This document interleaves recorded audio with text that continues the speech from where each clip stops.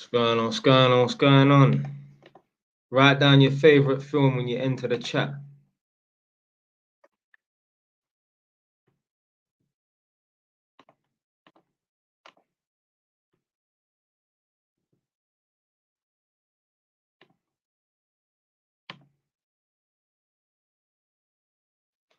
Is carpentry a good film? Is a good film. Is carpentry a good trade? I mean, it's decent. All tradesmen can earn decent money, even painters and decorators. But at the same time, you want to do a job that you can be proud of, and that, man. Like, are you really gonna be proud of being a painter and decorator? Like, maybe a carpenter and that, because you're building shit. Not big up, man. Like Dosa David. Right. So, yeah, put down. So hold on. So she said, I think it's a girl anyway. One of the best films I watched are all old Menace to Society. Menace to Society. You like, listen, you like them gangster films there, man. I can tell what type of man you date, you know. If I ask the people them to put down their favorite film in the chat, and a chick tells me that she's got a few, and the films that she likes is Menace of Society or Menace to Society, whatever it's called, and City of God. I know she likes them road youths, blood. I know she dates road, man, you know. Scarface as well. Fucking hell, man. Jesus Christ, blood. Oh no, the lie, Dulce David, the lie is just about general stuff in it. But obviously, I thought let me just get the people them to engage and that. So I just asked them what their favorite film is.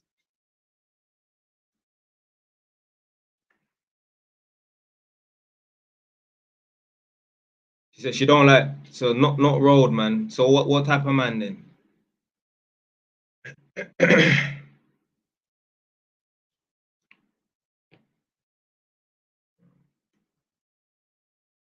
But yeah, back to the first guy's question about is carpentry a good trade? Yeah, it's all right. It's all right. As long as you're a tradesperson and that, you can earn a decent wage a day. All tradespeople can easily take home £200 a day, no problem. Not PAYE though, like £200 a day if you're obviously like on construction sites and that. He's got to be smart, tall, wedge, dark, streetwise.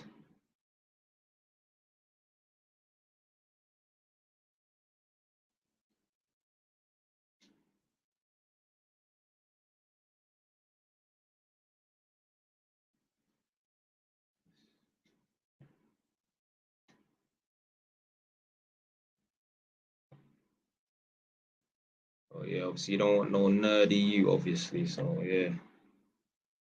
Hey, what? So what? If you had a guy, let's say, what if a man has been to prison? Would you date a man that's been to prison before?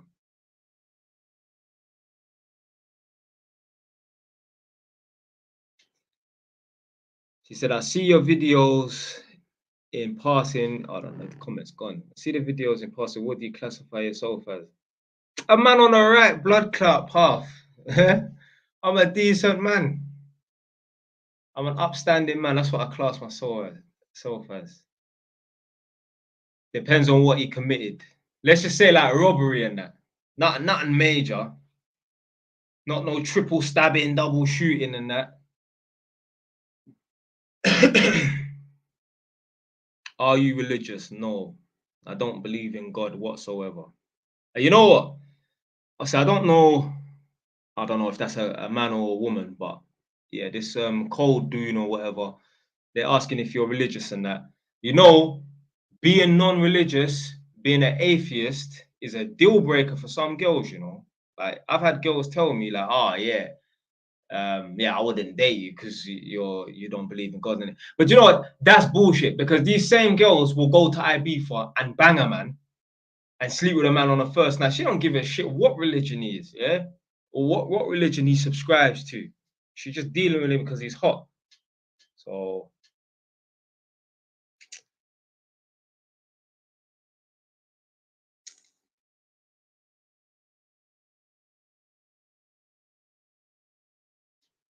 film is Donnie Brasco. You know, I've heard of Donnie Brasco, you know, but I've never seen that film.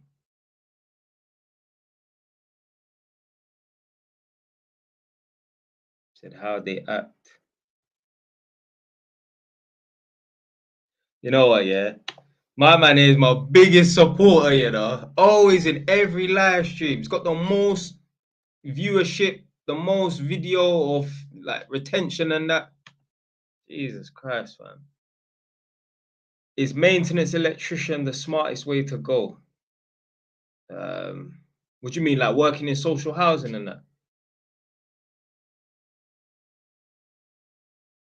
I said, bro, I've got to bring you to the right path still. You 70% there. You just need God and that. But love. Nah, man, I don't, man. I don't.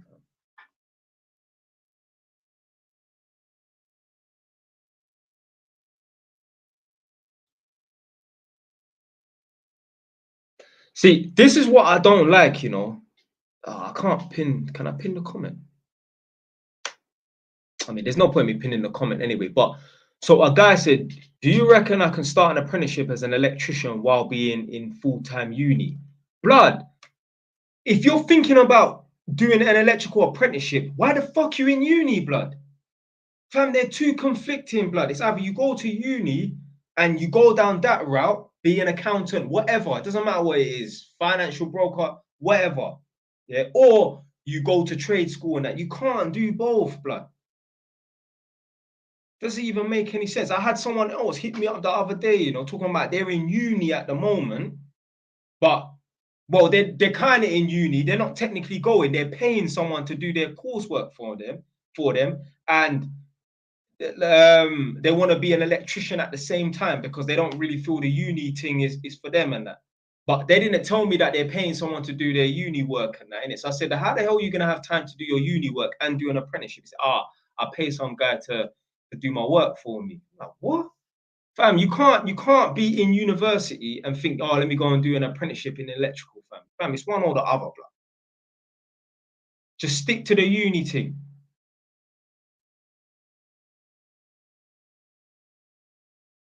You just need to get a job that you're somewhat gonna like, but first and foremost, the most important thing is that it pays you some fucking money. Because even if the job is kind of boring and it's kind of shit, if you're getting paid £400 a day, oh, that job becomes real fun.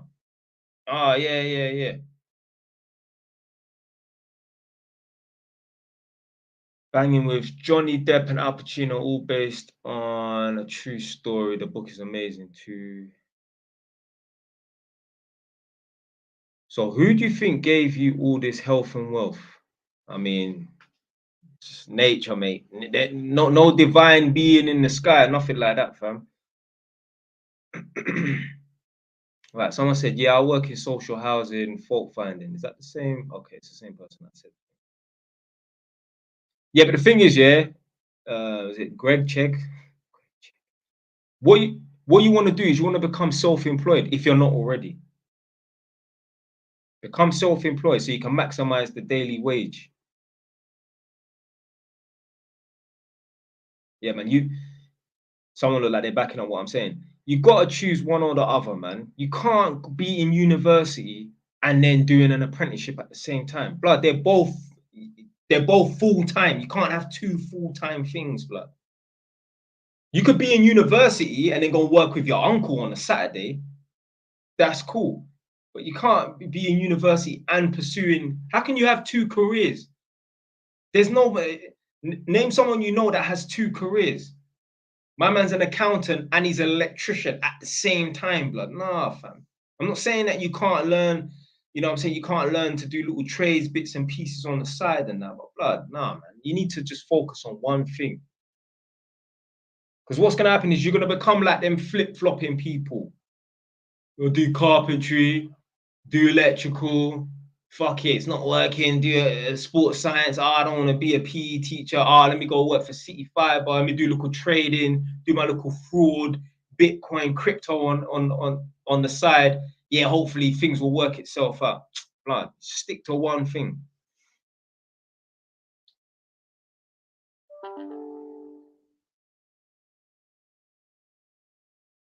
Right. I said, don't shoot me. Only reason I said that is because I've been seeing your videos and changed my prospect.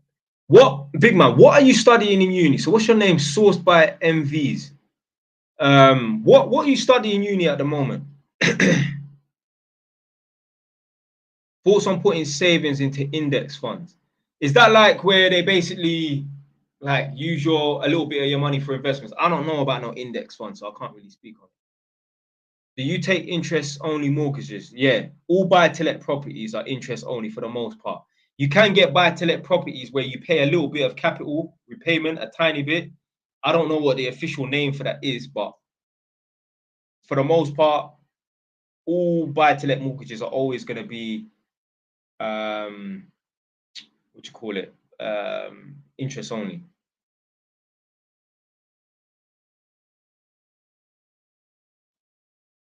I hate my warehouse job, but help pay the bills. Yeah, you gotta make some changes, man. I was even talking to a youth the other day. He told me he works in a warehouse. I said to him, "Big man, you're too good to work in a warehouse." That's the realest truth.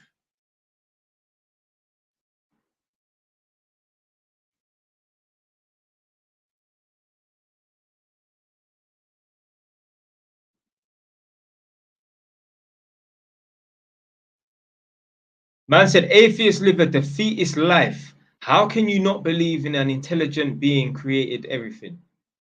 Do I look like I live a defeatist life, fam?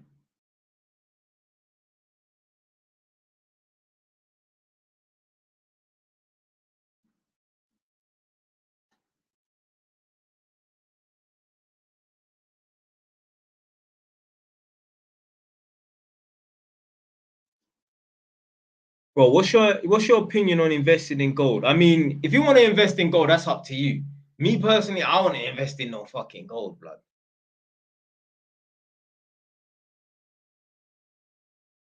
But you just have to look at it this way. If you spent £10,000 on gold, would that increase faster in value than leaving £10,000 in your bank account? So the interest that you would get on gold, yeah, let's say after 2 years, let's just give you rough figures. Let's say you had 10 grand in your bank account and you bought £10,000 worth of gold. Let's say after 2 years, yeah, after 2 years, would that gold be worth, let's say that gold is worth 12,000, would that money in your bank account that's been left in there for 2 years, would that be worth 12,000? The answer is probably no. At the same time, I don't believe in leaving money sitting in the account as well, though, at the same time. Favorite film is Scarface. You believe in scientific theory instead of all knowing being creating the universe. When you retire, how much you expected to make a month? I mean, £10,000 is a good round figure in that, but it don't need to be £10,000 on the dot. As long as I have like 10 properties turning over £1,000 a month, it don't really matter.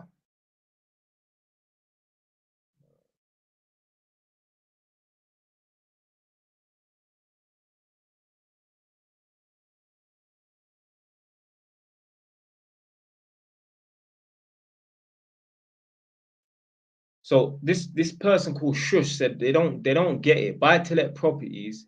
How you making profit if the how you making profit if the profit just goes back into the mortgage?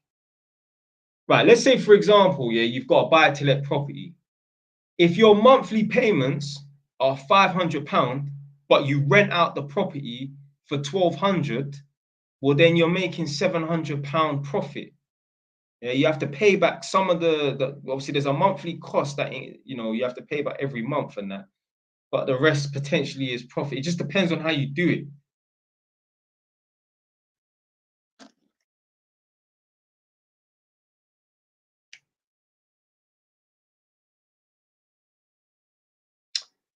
Man, talking about people shun warehouse work, but forget that not all warehouses pay the same, and most people don't save. Fam, so what, we trying to big up warehouses now? What we doing? Trying to big up the warehouse crew now? Fam, everyone is too good to work in a warehouse, bro. Ask yourself this question, big man. If you had a son and he was 18, 21 years old, would you want your son to be working in a warehouse? The answer's fucking no, blood. You would want your son to be doing better.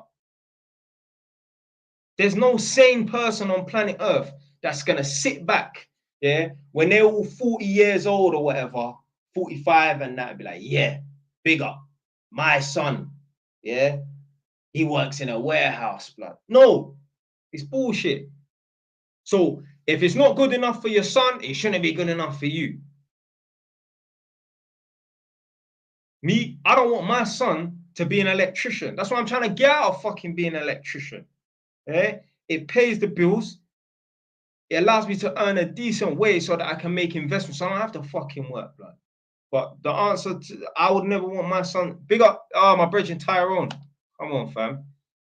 I wouldn't want my son to be a fucking electrician, blood.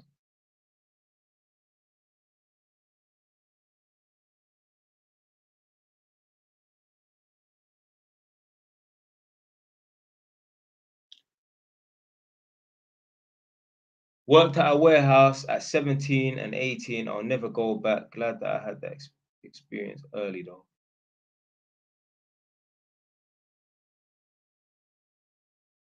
Yeah, look. So the girl's saying, nah, but everyone needs an electrician, though. Everyone needs a dustbin man. Everyone needs someone to come and unblock their dirty toilets. That doesn't mean that my son needs to be any of those.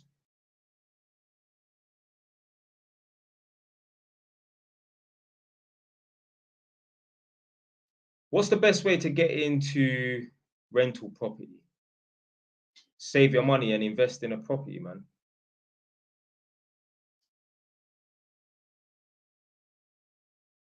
Jay Wise, what's your opinion on making money through crypto? Blood, just try it on the side.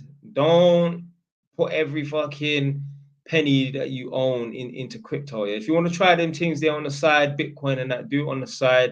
If you want to try trading, do it on the side and that. But I don't think this is going to be your winning lottery ticket to wealth and success, blood.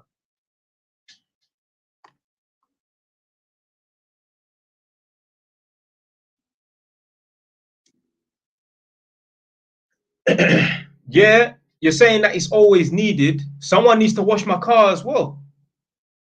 Someone's got to shine King Charles's shoes. That doesn't mean that has to be my fucking son.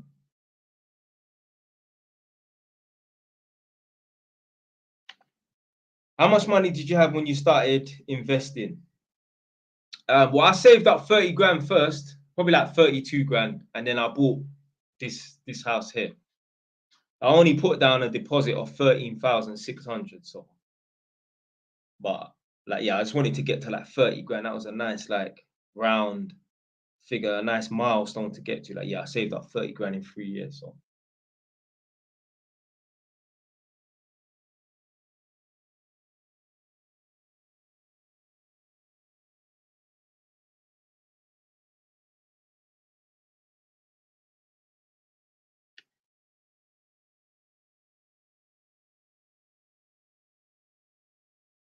how did you do that?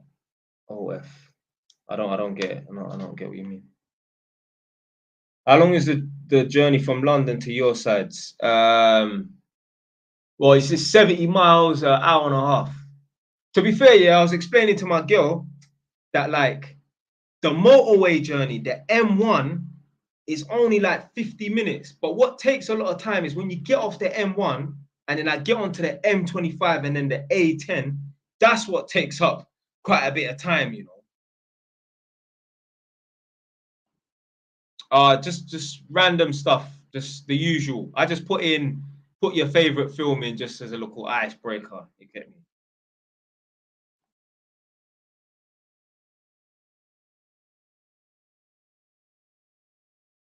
I live in Northampton at the moment. Yeah. Jay Wise, who's your favorite politician? I mean, I don't follow politics, you know.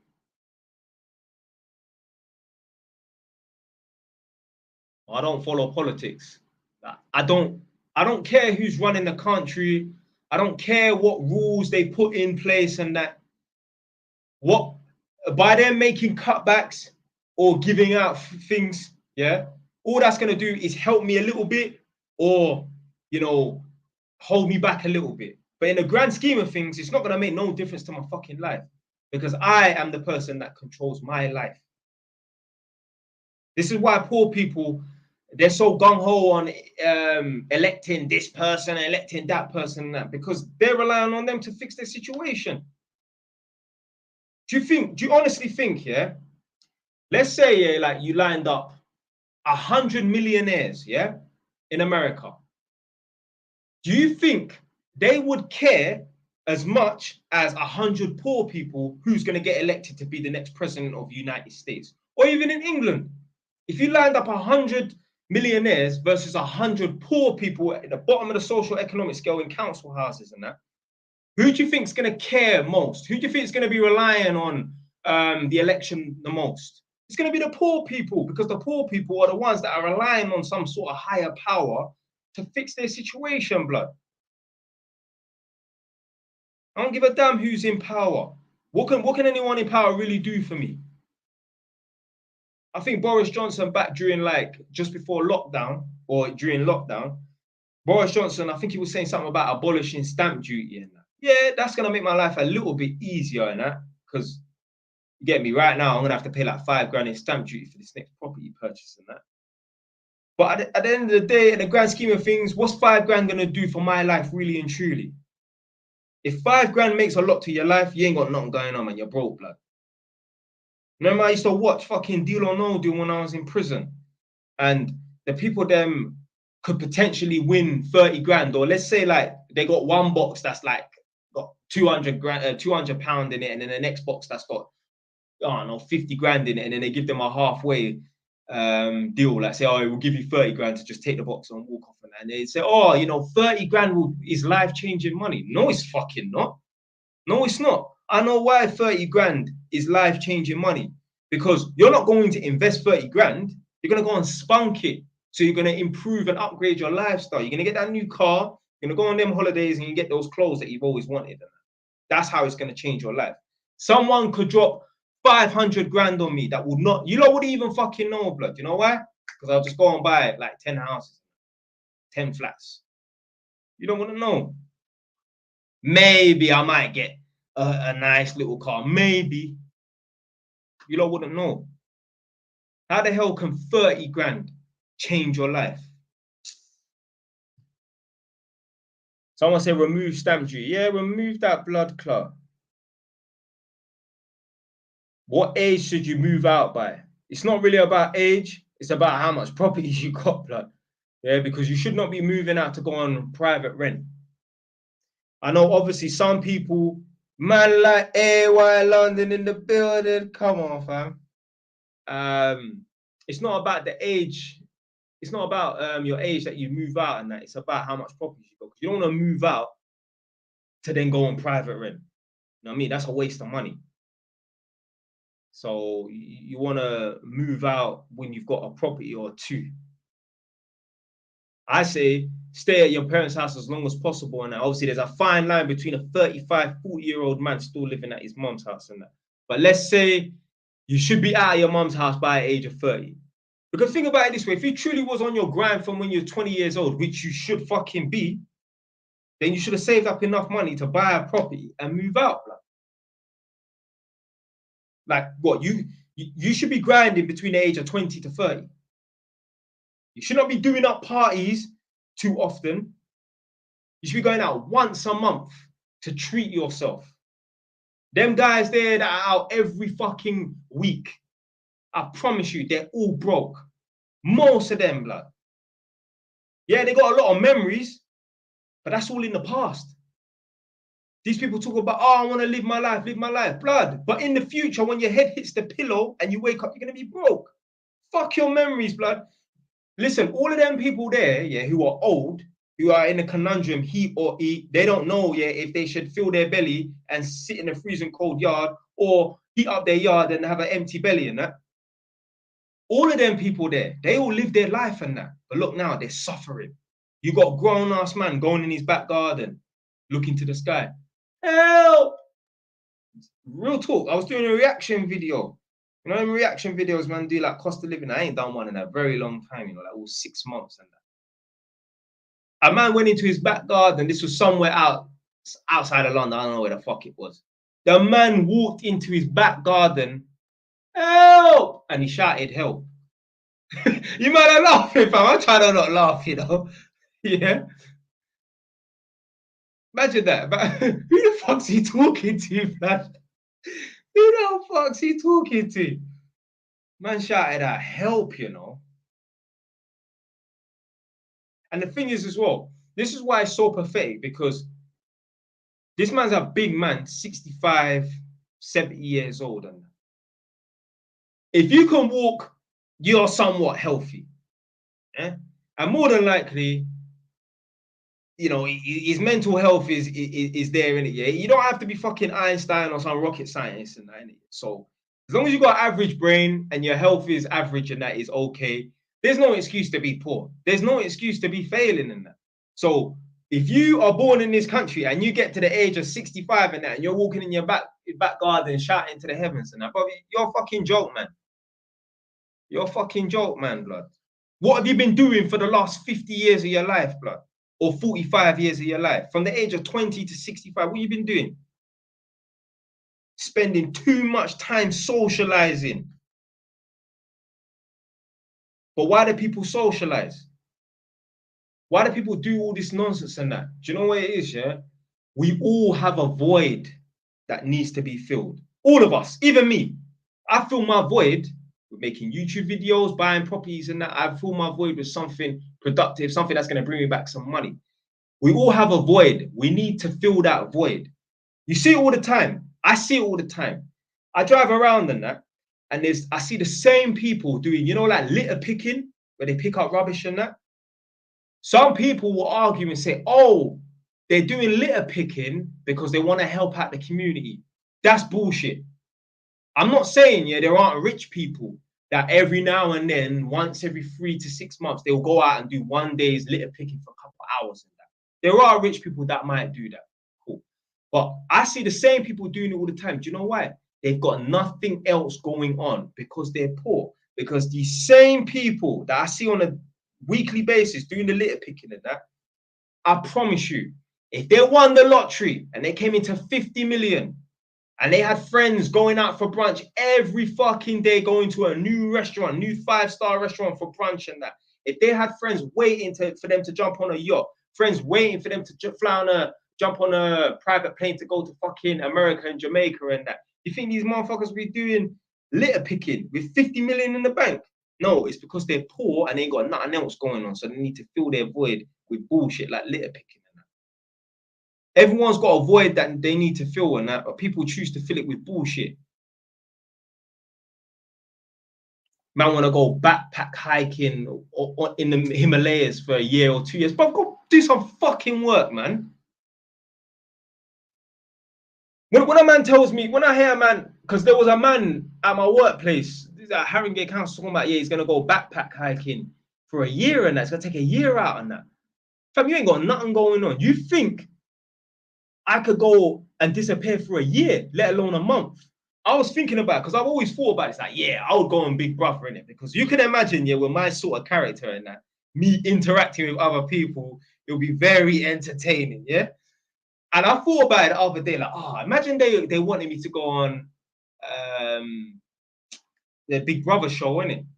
I was thinking, nah, I wouldn't even want to go on it, you know, like who's gonna maintain my properties and that? Because I don't know how the team runs. I don't know if you can phone people on a daily basis. I don't know if they're putting you in like it's coming like jail blood, being in the Big Brother house and that.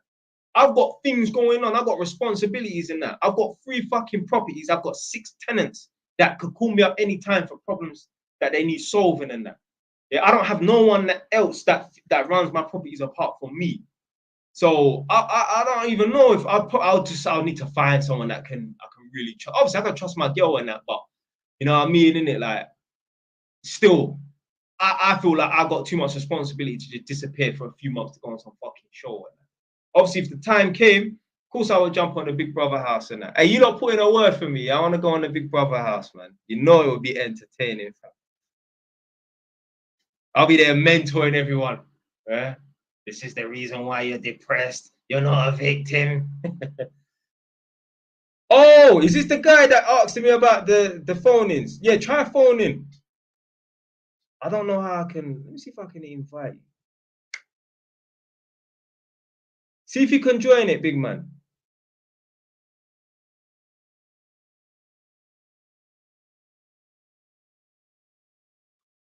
Man said, what's your favorite workout? I don't really like working out, you know, but I still do it. I go running. That's all I do. I don't lift weights, nothing like that. I just go running.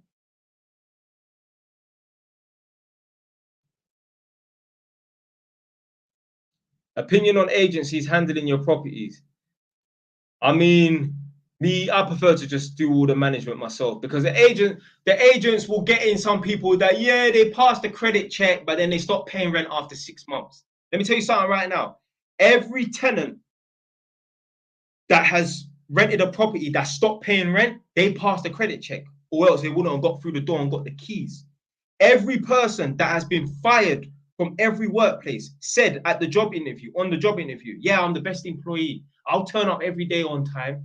Yeah, check back in 6 months. So all of this credit check shit don't mean nothing, blood. I don't do no credit checks, nothing. I don't check no fucking work status, if they're employed and I don't give a shit, blood. Because just because they got a job or obviously I want to know say that they work, but where they work, I don't really give a fuck. Like I don't check no credit check on. I don't do no credit check. Like, what am I doing a credit check for? Everyone that has not paid their rent and stopped and refused to pay rent at some point had a good credit score. They just decided to stop paying rent.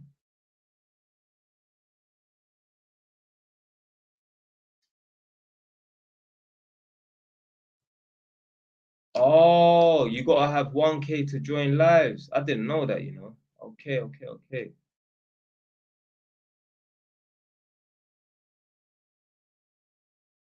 Right, right, right. Okay, okay, okay. I get it now. I heard evicting tenants is long. Yeah, apparently. I've never had to do it before. Man said, bro, the Muslim brothers, how can we get into property? So basically, my girl was saying that there's something like basically like they got halal car finance, yeah, but they've got sort of like the equivalent of like the halal thing for property in that. So for example, let's say a property is worth 100 grand, yeah. A halal lender, yeah, that specializes in dealing with obviously like the Islamic way of dealing with stuff, yeah. So the halal lender will buy the property for 100 grand and then sell it or give it to the client, and the client has to pay back the equivalent of 125 grand, if that makes sense. Say for example, yeah, you bought a property that's worth 100 grand and your monthly payments are 200. Well, the halal lender will buy the property for 100 grand, kind of like sell it to you or lend it to you, sort of thing, for the equivalent of like £400 a month, so, something like that, something like that. So there is a way around it. What's the name of the lender? I don't know. I don't know. Him, I say Jay Wise is from Edmonton. He will drag them out properly himself. I mean, hopefully, don't get that to that stage, boy. I don't want no sentences, no more convictions, man. Have you ever come across any tenants that stop paying or delay payments? Nope, not one, blood. Not one tenant. I've had a man forget just a day late. You know, human nature, innit? Human error, innit? Man, just forget. He put that cap on my head, blood. Oh, big up, big up, big up. Yeah, I had one guy one time, just human error in it, man, just forgot whatever in it. That's it. Never had no one not pay their rent. Never. Record them clean to blood clot.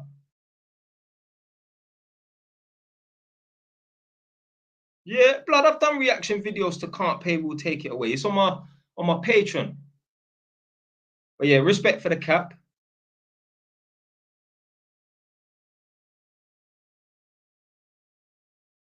Yeah, man. I done them reaction videos, blood.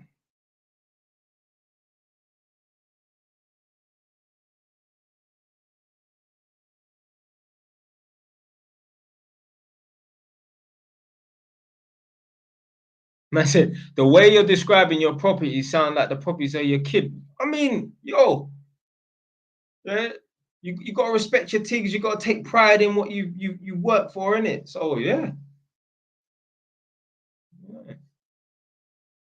My properties are well maintained. Any of my tenants have any problem, I say, yo, phone me 24 hours. It doesn't matter. It could be 3 in the morning. If you need to make that phone call, phone me at 3 in the morning. Big up for the Rolls, big up for the Rolls.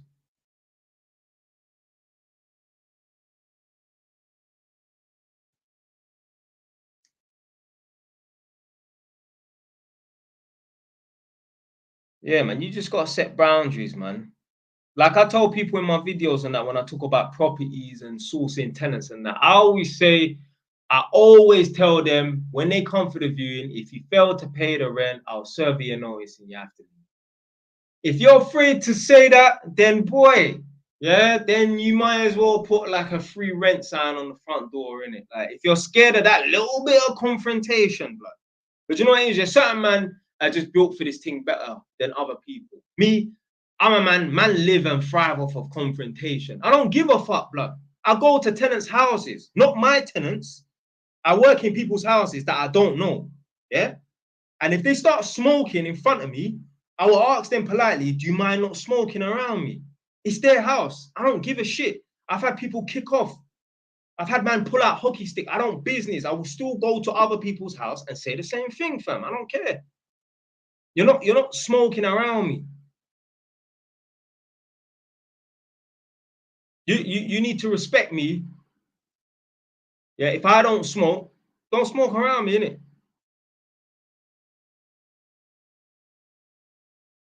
Just because it's your house, you're not just gonna do what the fuck you want. Nah, fam. Nah. Because when I turn up to the tenants' houses, yeah, I show them respect. Like I ask them, yo, do you want me to put on shoe covers? You know them blue covers that you put on your shoes, shoe covers. They're like, what? Nah, it's all right. We're not posh. The reason why I do it, because some of them say, no, thanks for like offering to put on shoe covers. Because I know what tradespeople like. Them man, they were just walking with their dirty boots and that. They're like, oh, thanks for offering and that. I usually have to have a standoff with the tradespeople, or I have to tell them and that. They ain't got manners and that. And I say, yeah, because no one's coming in my house without taking off their shoes. I don't wear trainers in my house. Nobody wears trainers in my house. Even my mum can't wear trainers in my house. So I just treat the tenant's house how I want my house to be treated. When I go to the tenant's house, I have deep, in-depth, off-the-record conversations with them, but I don't swear in their house, you know. Nah, the tenants, if they want to swear in their house, they can do they can do what they want to some degree. They can swear in their house if they want, but I don't swear in tenants' houses. Because I had a couple tradesmen come here and swear. I'm like, big man, nah, don't swear in my house. You're a stranger. You're not coming to my house and swearing in my house. Yeah. So I just treat the tenant's house how I want my house to be treated. So it's not even about like, I mean, it is about showing the tenants respect and that, but I just deal with people how I want to be dealt with, innit? So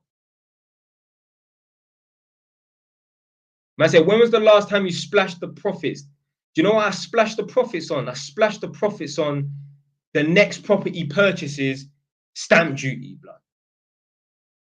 Yeah, that's what the profits go on. Real talk. Man said squatters' rights are the dumbest UK law. Yeah, for real.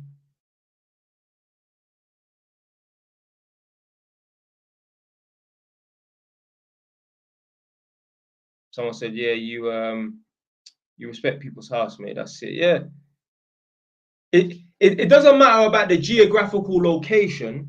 You just gotta respect people. It doesn't matter if it's your house or their house. I'll give you a lot of prime example. My little sister's 12 years old, yeah? In my mum's house, we don't swear around my little sister. I don't even swear in front of my mum.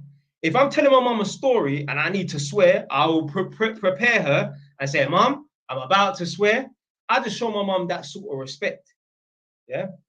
So, and I ain't from some fucking posh house or nothing like that. But anyway, so in my mum's house, we don't swear in front of my little sister. Now, my little sister's 12 years old. Her and her school friends are on a bus, probably jumping around, swearing and that. Hey, if that's what they do on the bus, that's what they do on the bus. But ain't no way my little sister's swearing in my mom's house. No way. This is a black house, yeah? Little kids don't swear in my mom's house. Anyway, so at my mom's house, we don't swear in front of my little sister, but that's at my mom's house. If my little sister comes to my house. I own this house. I pay the mortgage. I run things in this house. No one tells me nothing. My word is the last word. I have the final say. Yeah.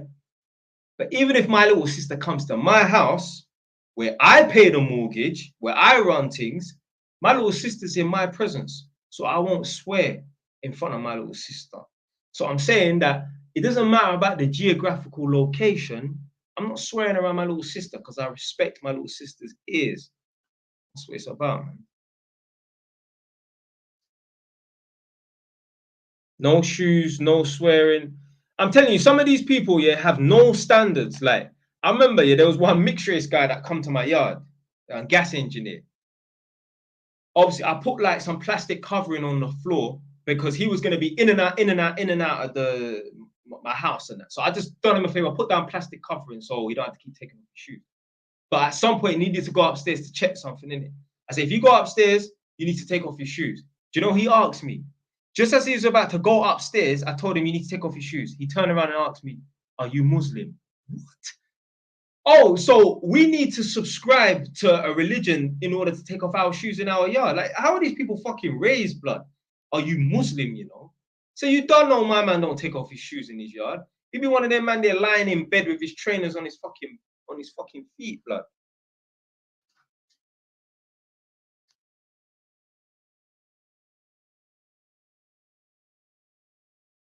Trust me, I've been to these tenants' yards. The bed will be in the middle of a small room, and like you know, you got the pendant light that hangs from the cord, yeah. I'll need to fix it, and I can't get my ladder in because there's just no space to open up and erect this ladder. And I'll say to the tenants, if I haven't already got shoe covers on, yo, I'll put on shoe covers. Can you get a little old towel to put on the bed or an old sheet to put on the bed and I'll step on the bed? Because there's no way I can't put a ladder on a bed. There's no stability. And I can't open up the ladder because the bedroom is too small.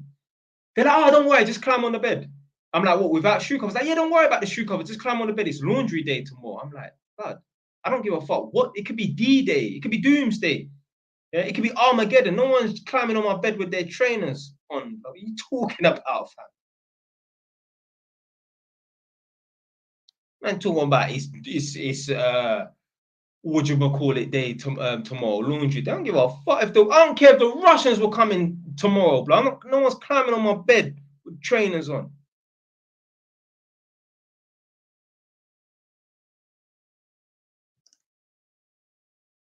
Yeah, it could be doomsday. Still ain't getting on my bed with no Ross Club trainers on.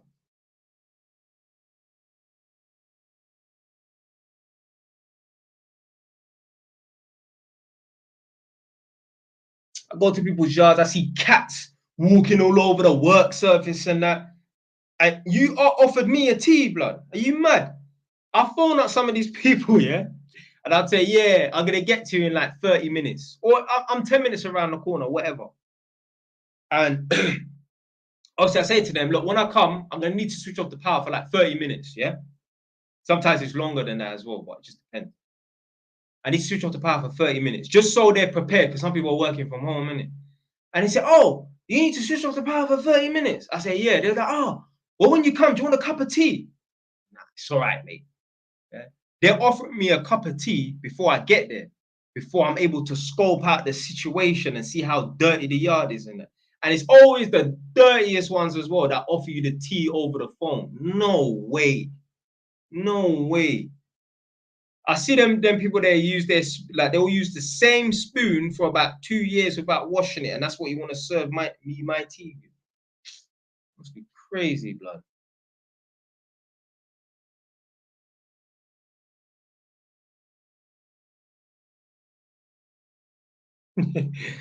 You know what's funny? Yeah, it would be so funny yeah, to see who this person really is in real life, fam.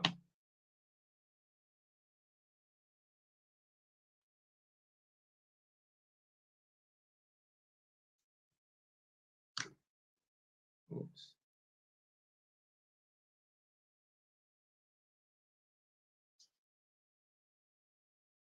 But yeah, I'm coming off soon. Coming off soon. Be ending the live stream in about 48 minutes, 10 o'clock.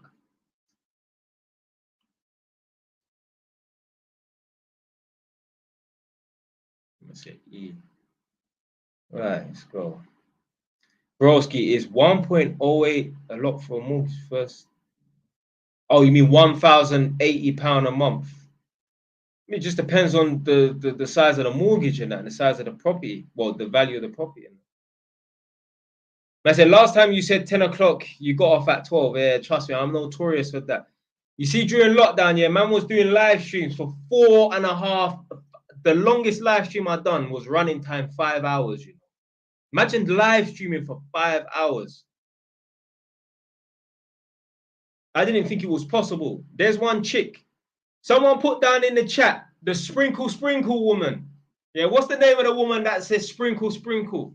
I see her thing years ago before I started live streaming. I see she used to live stream for 7 hours. I'm like, blood, who the fuck can live stream for 7 hours? And then I realized it's actually possible. You know, if you've got enough people engaging in the chat, you can live stream for 7 hours. It's doable. That's a Ross Clark shift to blood clot, but it's doable still. How did you manage to take a call last time? Oh, go onto YouTube. Go onto YouTube. I will put in the link and then you can call on YouTube. So jump off TikTok, go on YouTube, and then you can call in. That's how I was able to take the call. Because whoever called in last time on TikTok, they obviously must have had 1,000 followers and that. Obviously, on whatever account you're using, you don't. So you go over to YouTube. I'll put the, is it the handle they call it, something like that?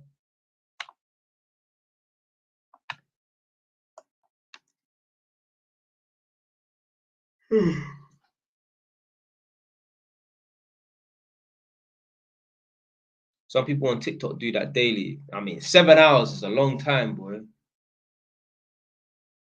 I mean, who's got time to be live streaming 2 hours a day or 3 hours a day on TikTok?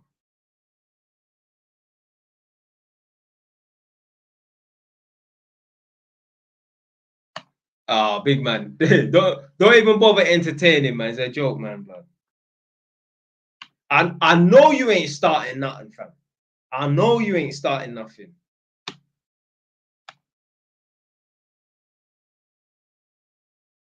Some man do battles. Yeah, what? Can you earn money from doing battles, yeah?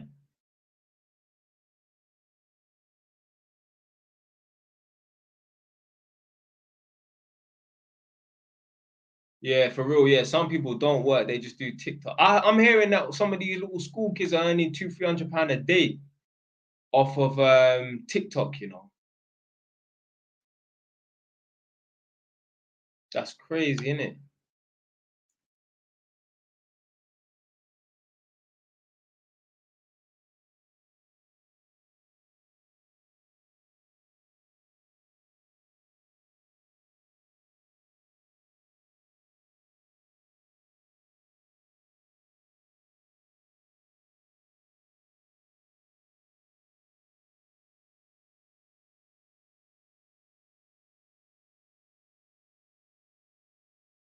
Is it more beneficial doing lives or making videos within that time?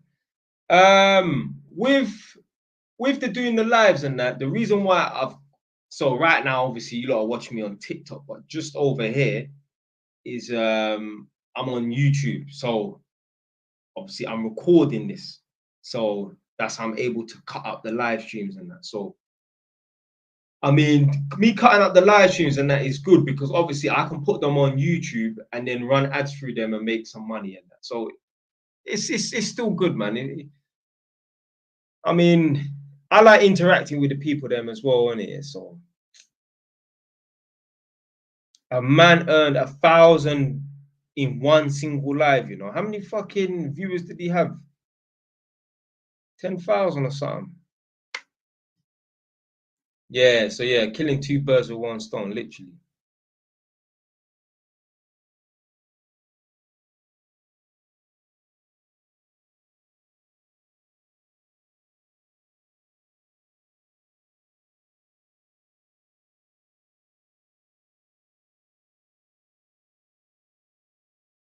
Someone said, would you go on Deal or No Deal if you had a chance?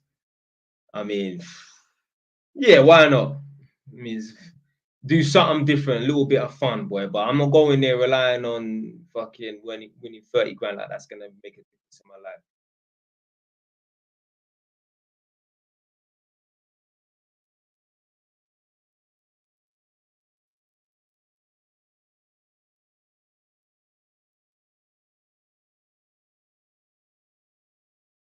You know, I'm just going back through all the old comments. Big up man like Samuel. I see you on a lot of if you're still watching, I see you liking a lot of my videos. Respect for the support, man.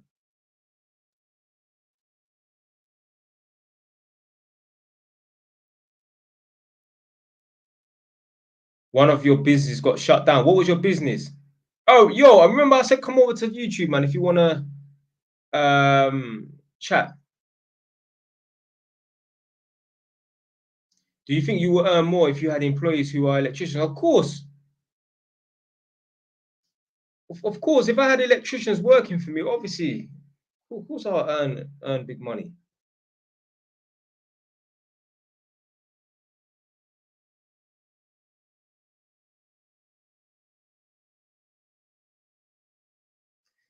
So you're saying why don't you? I'm not interested in building up an electrical business.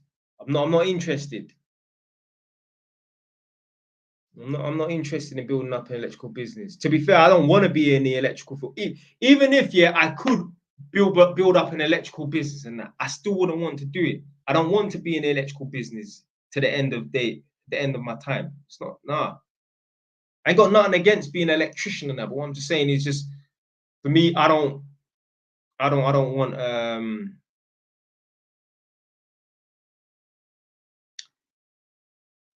my friend, you can't keep I know who this is. You can't keep phoning me up to talk about the same thing every time. Yeah, if you want, yeah, you can send me a DM on Instagram and just let me know how you're getting on and that. But there's no point you phoning up just to tell me about how you're doing every single time.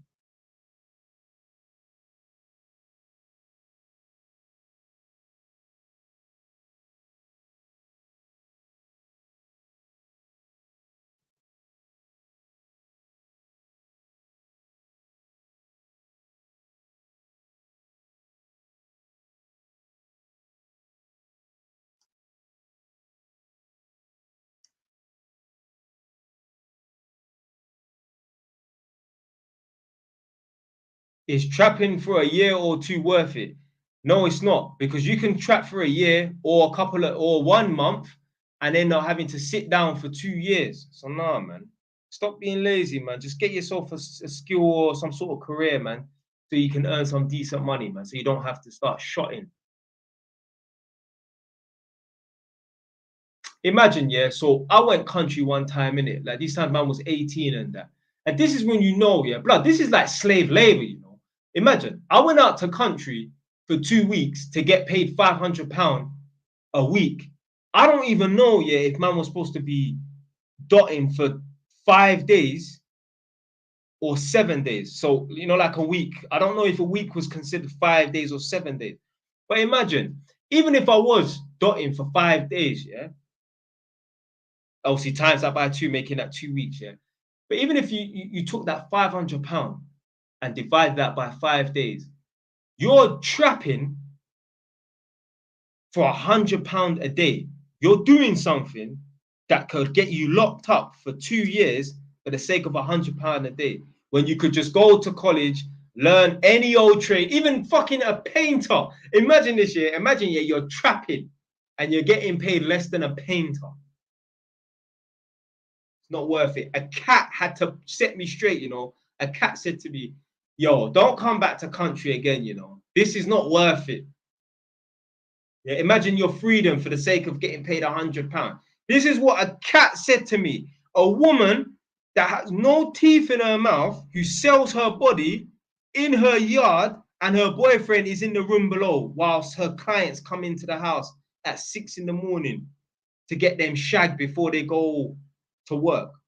True stories. Man wrote about this in my book, blood. All right, someone wants to join the live. Big man, No, I'm not letting you join. No, I don't want to hear the same story over and over again. Send me a DM on Instagram. I'll talk to you over there.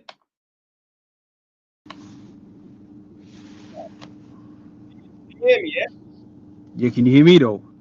Oh, one second. Let me turn up the volume. Yeah, go on, go on. Can you hear me?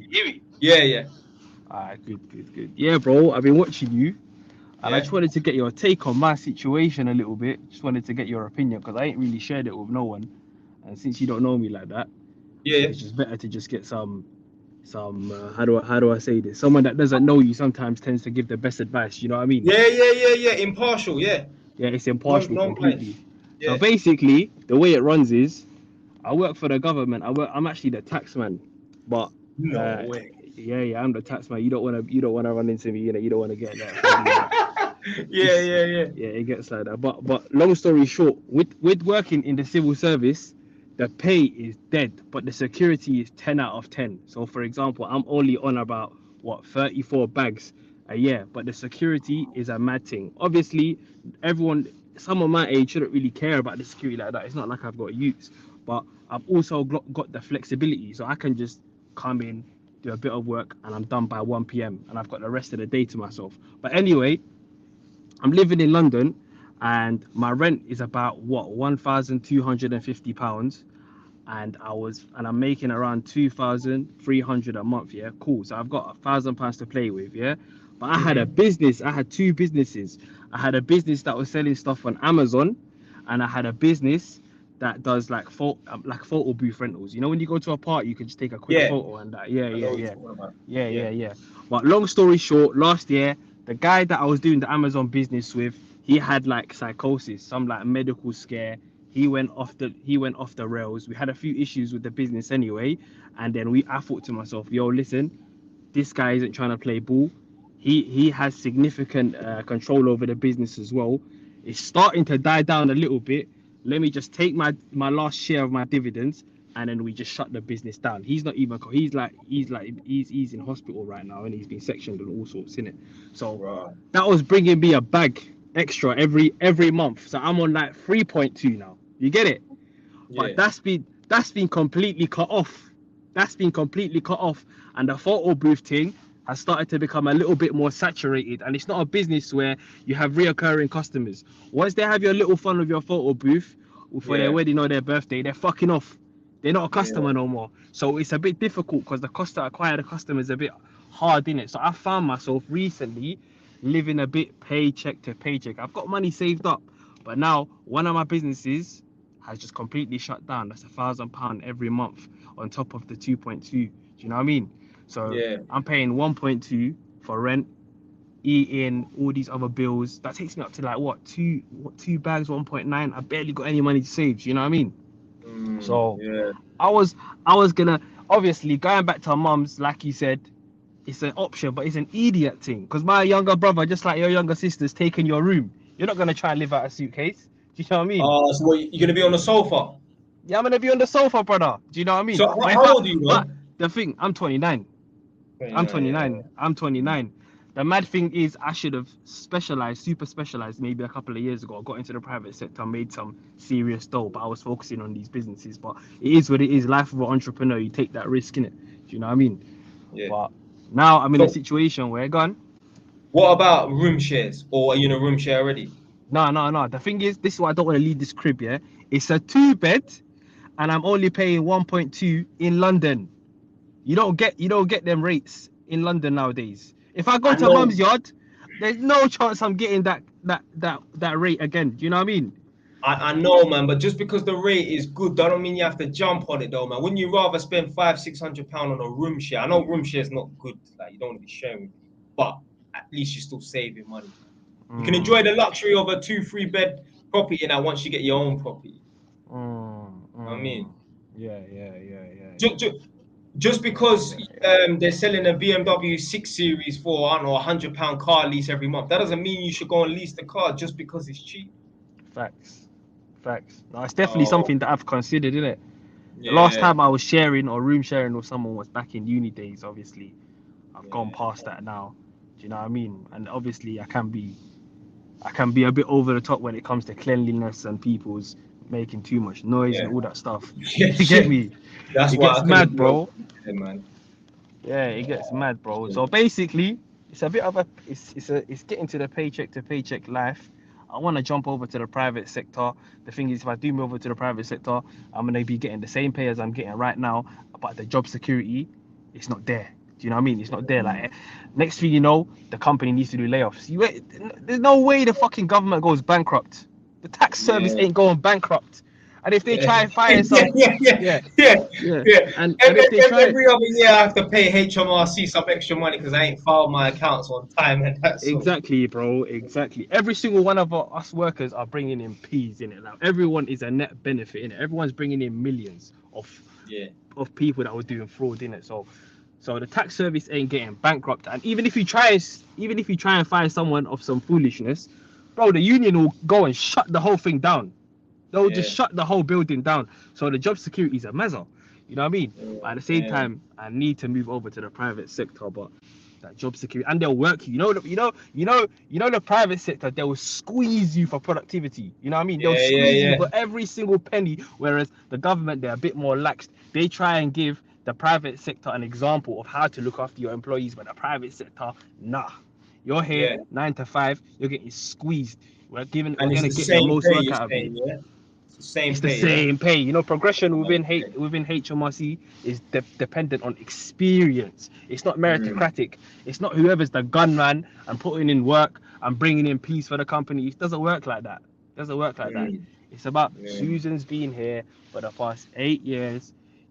She's helped with this project, that project. I think it's time for her to get a pay rise. And then when it does come to the pay rise, it's an extra little 7 bags, 6 bags. Like Mm, 2 3 weeks ago, they brought on some guy to do some presentation to see what's possible when it comes to you progressing in HMRC. The guy was there for 15 years. He made an 18 bag pay rise in 15 years, bro. Inflation ate that up, bro. Inflation ate yeah, up the that's pay dead. rise. He's Yeah, that's practically on dead. the same peas. Do Yeah, you know what I that's dead. mean? That's dead. Yeah. But Yeah. yeah, I'll consider a flat share for sure, for sure, for sure. That's definitely. Do you think that's a But, smart ass decision then? What do you think? Because I can you move know, over to the private sector, get the same did you, pay, and then after 2 years, I'll be qualified. I'll have some certificates, and then I can, use that skill and that certificate to go and make even more pay. Put me on the 50s, put me on the do 60s. you know what I think the best thing situation that you're in right now? You see, with that the job that you got, yeah, can you always disappear after 1 o'clock, or is it sometimes 2 o'clock? Always, Oh, always, bro. you've got extra eight hours of the day from 1 till 9 o'clock to be able to, Yeah, well, maybe like, let's say 2:30 till 9 o'clock to work on something else. So a job like that where you're almost like a part-time worker, really and truly. I am, You're man, doing a I am. half But shift. I don't know what to do during that 7 8 hours because I was working on my photo booth thing, but now I've just come to the realization that, bro, this isn't no unique business. It's not like I'm a tradesman where this is essential. Mm, It's a very disposable product. It's everyone sorted out their birthdays and their wedding, and the last thing on their mind would be like, oh, do we need a photo booth? Like, do we need mm, like, should we see how much it costs? And even when it yeah, comes down to it, they're going and checking 7 8 other guys. You know what I mean? And there's nothing to really yeah. differentiate yourself. There's no unique selling point between you and your competitors. You're What gone. what about because you know what you could do, yeah? You could do something where you do like bouncy castles. So like Mm. you provide some sort of not product, but like services for events. So you could do the photo booth thing, you can do the 360 camera thing, you could do Yeah. bouncy castles, all of that and any of that that's to do with events or like providing some sort of amusement for events and that. I So thought about that. I thought about that. I thought about scaling it, like adding. mm, Have you heard of bubble tea, boba tea, nah, what's that? tapioca? That's what they call it. It's like some Nah. drinks thing, innit? That people drink as well at events. Adding the 360, just basically turning it into a full events entertainment business. I could possibly do that, but obviously it's gonna come with a risk as well. Whether or not it will blow, but yeah. But at the same time, when this is going on, I'm also thinking to myself, listen, if this falls, do I really have enough time to waste another 2 3 years? Do I need to go ahead and get certifications in anti-money laundering and go into the private sector? Do you know what I mean? Yeah. Like there's the Yeah. opportunity cost for everything right now, basically at my age. You know what I mean? And you don't. Like, you don't think about doing social media, or it's not for you. What do you mean social media? Like, Starting just content. what I do. You know what I do, or like you can have like a faceless YouTube channel or faceless TikTok account that makes videos. I was thinking Because about that, man. I was thinking about that. I was thinking about that last week, to be honest. Like just setting myself up on Instagram, doing shorts, adding value. you You know know what I what, yeah, mean? I always feel like everyone should just try YouTube or try some sort of social media because we're all on our phones. Yeah, if we check our Mm, time on TikTok spent, we've all spent an hour and a half a day. That could have been an hour and a half a day uploading some videos or making content mm, to upload. yeah. Instead, we've wasted it on someone that can't even interact with us or give us any real Mm, knowledge. We're just watching it for entertainment purposes. mm, mm, Because we do have a lot of mm, time in the day, so we don't allocate our time efficiently, a lot of us. mm. No, it's facts. It's A complete man facts. said create an ebook about what you've learned from HMRC. Obviously, you'd have to probably do that anonymous because if you talk, they'll probably fire you if they find out. But No, yeah, facts.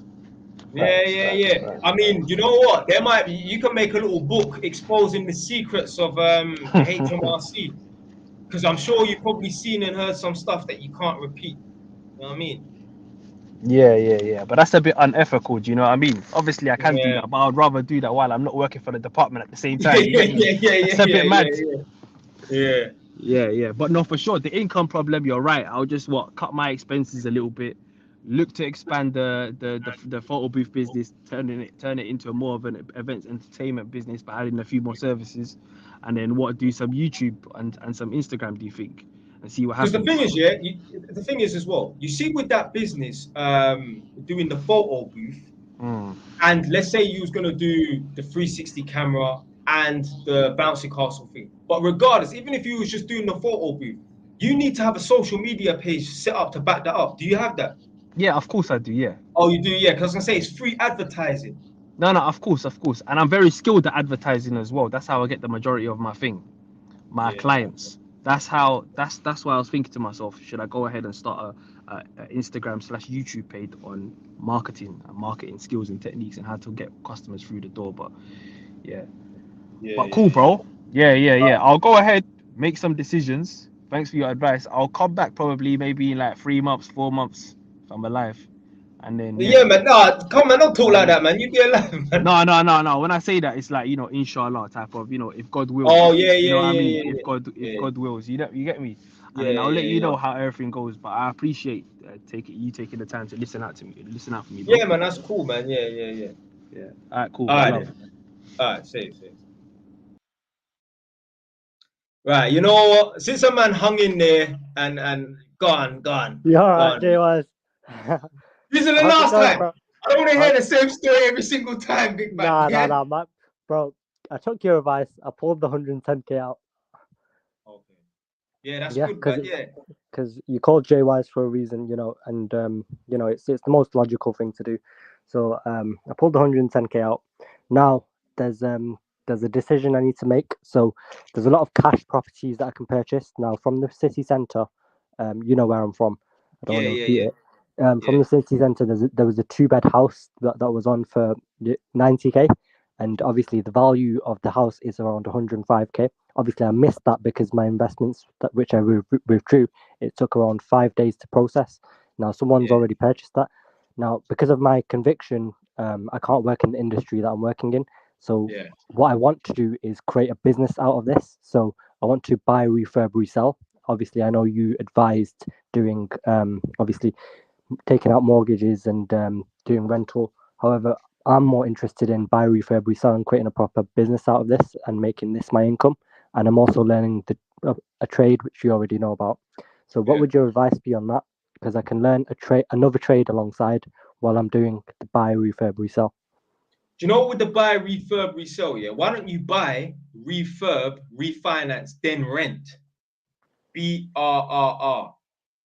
Yeah. Yeah. So buy, refurb, refinance, and then rent. So you don't sell the properties. So now you've got a new entity that's turning over a profit that in 5, 10 years' time, that's gonna go up in value. Because the way to retire is not to retire with £1 million in the bank because money Hmm. don't last ever. the way to retire is to have constant income Mm. coming in. You're better off Yeah. retiring. This is advice for everyone. You're better off retiring, having £10,000 coming into your bank almost indefinitely every month, rather than saying, all right, I've got £1 million in the bank. Now I'm going to retire at age 40 years old. Because that million will run out. Then what? Where's all the rest of the income coming from?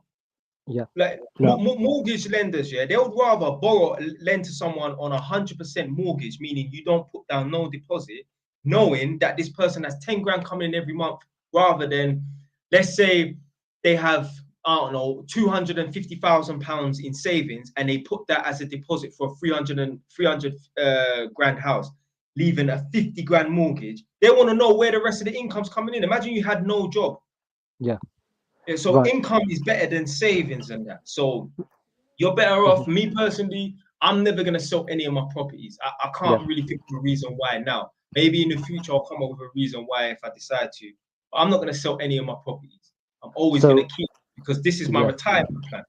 Yeah. So I agree with that 100%. What my mind is telling me to do is basically what I want to do is learn more trades. So obviously I want to learn plaster. I know plastering doesn't take too long to master and whatnot. I want to learn multiple trades so I can increase the margins when I, refurb myself. While I'm doing that, I plan on buying, refurbing, and reselling for like I'd say about a couple of years. And as I've increased my net savings, I'd have more money to then put into property for buy to lets, and then I can do the strategy that you recommend with mortgages, and taking out multiple mortgages and having a sustainable income every month. But like I said, what I want to do is I want to learn multiple trades in the meantime as well, and do buy, refurb, resell. So I've got a business out of it in the meantime. What would you say? You see, with the buy, refinance and rent thing, yeah.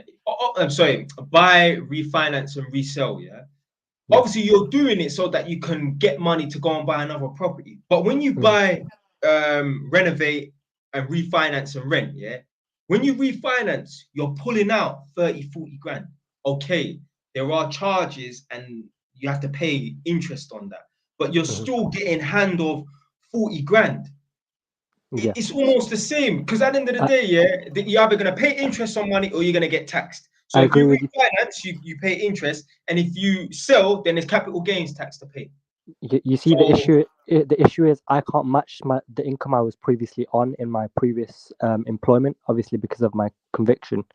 And doing the trade that I'm doing now, it's going to take me a while to qualify. So obviously I've got 4 months left until I get my diploma, but I need an NVQ and I need experience to be able to do that. And once I've done that, obviously I can go into the trade industry and make a sustainable income like you are, and then leverage that income to pull multiple mortgages out.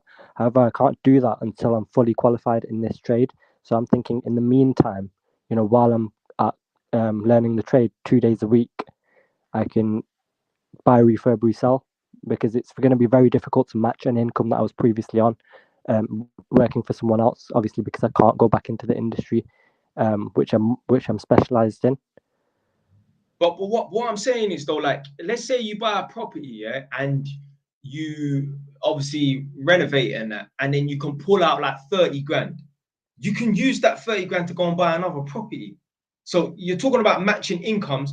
Yeah, when you go to get a property as a buy to let, some lenders, some don't require any salary. Right. So you could literally not have worked for a year. They don't care. They just need to know, have you got the deposit, which is 25 grand, for example, and can that property turn over and generate a profit that's going to cover the mortgage? So you put down 25 grand on this property as a deposit, you have no income. Can that property generate, let's say, £800 to cover the mortgage that's £400, for example? Just throwing out numbers out here, isn't it? So you're saying about our matching income and that. You only need to really worry about income when you're going to buy a house that you're going to live in. That's when you need to be able to afford the mortgage. Remember, when you have a buy-to-let property and tenants are renting out the property, you're dependent on the tenants to pay the rent. That's going to obviously cover the mortgage and that. If all my tenants stop paying rent, or all my flats were empty right now, hey, I'll be in not some serious trouble, but yeah, my pocket will be feeling a little burn, you know. Yeah. Yeah. So I can do that. And one of the ways I can do that is obviously buying a property cash and then pulling the money out for the next Pardon? property. Say that One of again. the ways I can do that is buying a property cash and then pulling the money out after that, after I've got tenants in there. So Boy. let's say I buy a property cash, I can pull equity out after I've purchased it cash. Yeah, buy a mortgage, yeah? Yeah. So no, so let's say a property is 100k. I can buy it outright and then pull out the money after I've refurbished it to obviously buy another buy to let. Yeah. The only way that that's possible. So you buy a property for 100 grand. Let's say you add 100 grand to it, so now the property is now worth 200. Yeah. The only way you're gonna be able to pull out money without selling it is to get a mortgage on it. So Mhm. it's either once you get this 100 grand property and you add 100 grand to it, now the property is worth 200. The only way Yeah. you're gonna extract any money out of the property is via two ways. Is either you get a mortgage on it, yeah. So now the lender owns it, sort of thing, yeah. Yeah. Or you sell it. There's Right. only like two ways of doing that. Right. Okay. Yeah. No, I get that. That's great Yeah, advice. So I've got everything that you said from that side of things. Now it's just another thing, another reminder which I wanted to ask you about. So yeah, do you remember when you said pull out at 65k, yeah, and obviously my investments went up to 110 yeah, because I yeah, didn't pull out? yeah. What would you say about that? Is that a flaw on your end or what? Yeah. Do you know what it is? Yeah, you gotta quit while you're ahead. Yeah, all right. You didn't pull out at 65, and then you decide to pull out at 110. But then you could have decided, I'm not gonna pull out at 110. I'm gonna pull out when it goes higher, and then it could have flopped. Me personally, I'll just say just pull out as soon as possible on that. Yeah. Obviously, yeah, you was right in that. I ain't gonna be right about everything. But me Yeah. personally, I would have pulled out at 65. It might not have been the greatest decision, but I wouldn't want to have taken the risk that I couldn't, that I would have lost 65 because you already lost some money before. Yeah, you're right. You're right. So, but obviously I held on, and it turned out for the best because obviously God's the best of planners, and this is where religion comes in for me as well. It's a big thing, faith, and if you've got Yeah. time, look into religion. I know you don't really Nah, believe in, I but won't even waffle you. I won't be looking into it. Like I'm a non-believer. That's oh just man, come on, man. Well, yeah. you like Tate, don't you? He's religious, so obviously I'm Yeah, not saying yeah, look yeah. at different people and follow them, but obviously there's a reason some religious people are where they are, because think about how much difficulty I was when I initially joined the call. Do you remember the first ever time? Yeah. Losing my job, my investments have gone down. It's only faith that have got me through it. So I just advise just looking into religion. But It's do you not know what? Yeah. harmful. So I've got a couple, or at least one or two things to say about that. Yeah. Like at the end of the day, life is full of ups and downs. Whether Yeah, you're religious or not, you're gonna go through ups and downs and that. This thing that you're saying is called faith and that. I'm just saying that, like, to me, that's another word for the will to keep going on. That internal will to keep going on, that kind of I'm not giving up, I'm gonna survive and get through this. That's the yeah, equivalent of faith. Because obviously I don't believe in God. So for yeah. me, that you saying faith is the same thing as me saying the will to keep going on and not throwing in the towel. I'm But sure by there the end must of have been the day, times. life is full of ups and downs, man. You're You right. never. I'm sure there must have been times in your life where you can't comprehend how you survived certain situations or how you got through them. I think that's God, right? And you probably think that's what. I don't know Yeah, I what you mean, think. I ain't really been in. I mean, obviously, like I've been stabbed. Obviously, that was on road. I've been to prison, and that, but like, or I could have been nicked for certain things, and managed to just slip away, and that. I mean, sometimes you just get lucky, man.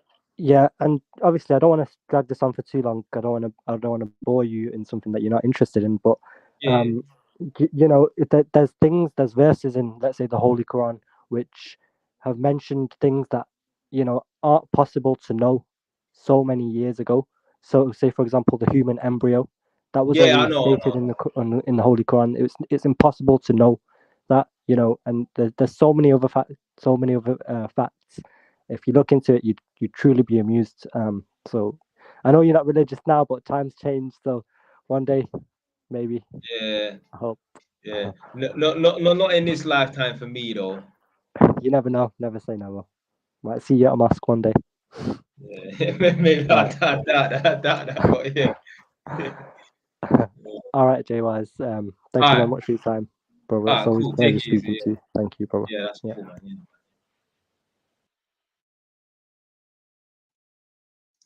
So yeah, obviously with my man, obviously I think he was doing like trading, not trading, like some sort of investment and that. And obviously I told him to take out the money at 65. He decided to carry on and then take out the money.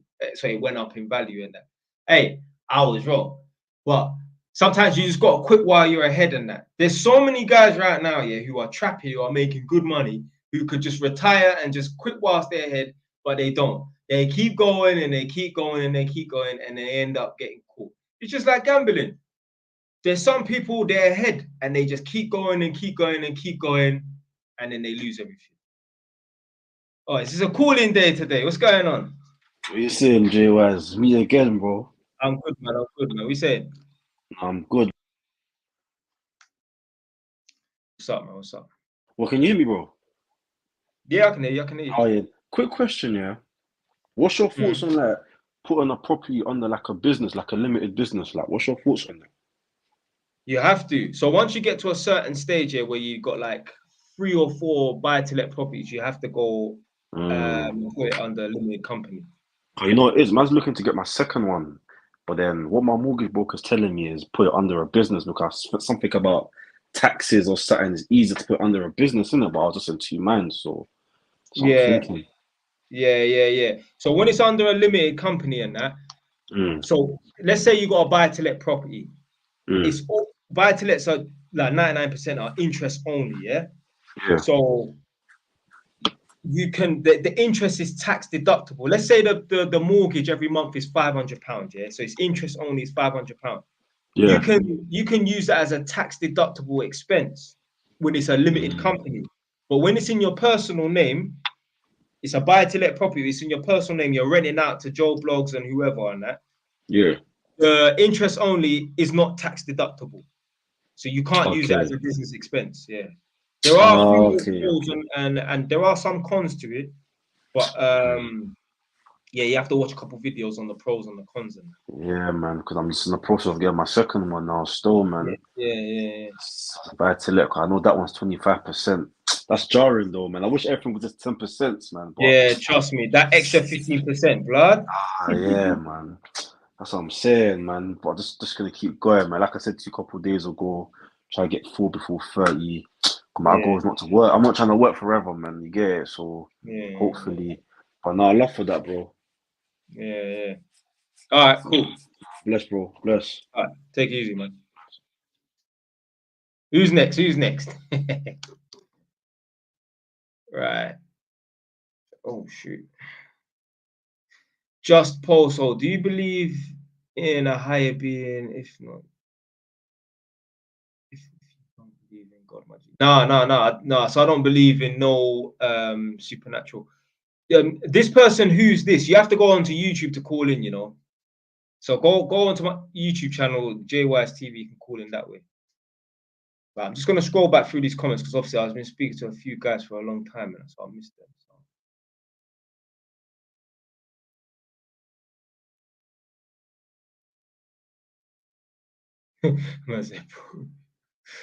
I said, bro, repeat the same story again. I said, JY's about your vid about people asking indirect questions was too funny. Hey, listen.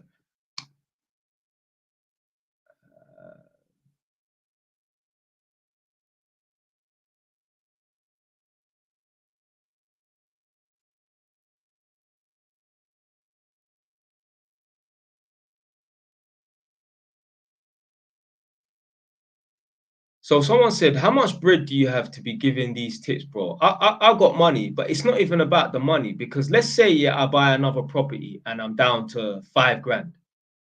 It's not about how much money I got in my bank. It's about the experience and the knowledge that I've got. So it's not obviously money is a good indicator in that. Money is a good indicator in that, but it's not about how much money I got in the bank and that, because there are a lot of people who are property rich, cash poor. When they say cash poor, they don't mean on their last penny or their last 1,000, but they might only have 10 grand. That's cash poor compared to, I don't know, their over 500,000 property portfolio that they got. You know what I mean? So, but in terms of what do I do for money, I'm an electrician. The man said he sends workers OT. No way. No way. You think blood? You know what? The government have got people getting what do they do? They call it human trafficking now. If you send someone up to country, I was gonna say a youth. It don't even have to be a youth. It could be a man that's your age or older than you. You could be 25, send a man that's older than you, 27, to country to shop. That's human trafficking technically. They're coming up with all this craziness now. What they don't understand is it's the youths that are volunteering to go to country, yeah?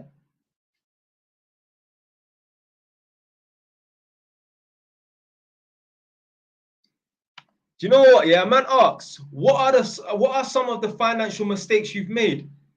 None really. I'm not gonna sit here and start tooting my own or blowing my own trumpet and that, but I ain't really made no financial mistakes. Obviously, you have to try stuff and things are not going to work out. There's no businessman that just starts his first business and bam, he becomes Jeff Bezos overnight with fucking Amazon and that, and he's successful. If you check Jeff Bezos and that, he probably tried 1, 2 local businesses and that, and it never went nowhere and that. I mean, you got to learn. You can't learn without making mistakes. But financial mistakes, and I ain't really made no financial mistakes. I ain't made no financial mistakes. I tried that's what I should have told the guy. There was a guy that I spoke to. I think the first person that I spoke to today, KD, he was talking about he works for HMRC and that. I should have told him he should maybe buy and sell cars if he might want to get into that. Because I'm sure he can drive, because it sounded like he was sitting in a car when he was talking to me on the phone. It sounded like he was on the street sitting in a car. I could hear cars going past, and unless he was standing by a window or something. But yeah, he could have tried that. But yeah, I tried buying and selling cars, didn't go nowhere. Man, I had to sell the cars at a Roth clot, lost the blood clot. But you gotta learn, you know what I mean? I ain't made no financial mistakes to the point where it's put me in a bad place. Nah, just you're gonna lose a bit of money in that. You know what I mean? I had a little vending machine business, and eventually I had to pack it up.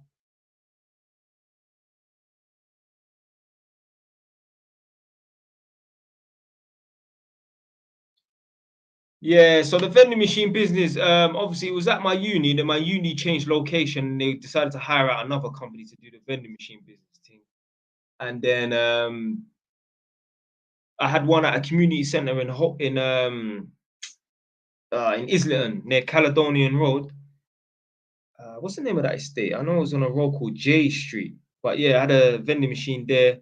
And what happened was, because I was working at that infamous Holborn job, I wasn't maintaining the machine. And yeah, eventually they said, look, you're gonna have to just come and get the machine in that, because it was left broken down for like 3 months and that.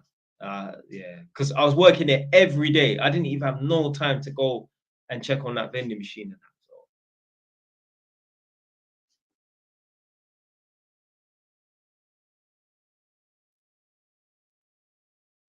what should I do after I finish level 3 electrical installation if I want to become obviously an inspector and tester? That's what he's trying to say. Do the inspection and testing course 23912. No, so 2394, 2395. 2391 is the old one. So you do the more up-to-date one, the 2394, 2395. Watch videos online, how to do inspection and testing and that. Watch videos on YouTube, like tutorials on inspection and testing, and then watch videos on TikTok on, like day in the life of electricians, but watch the ones where they do like fault finding and that.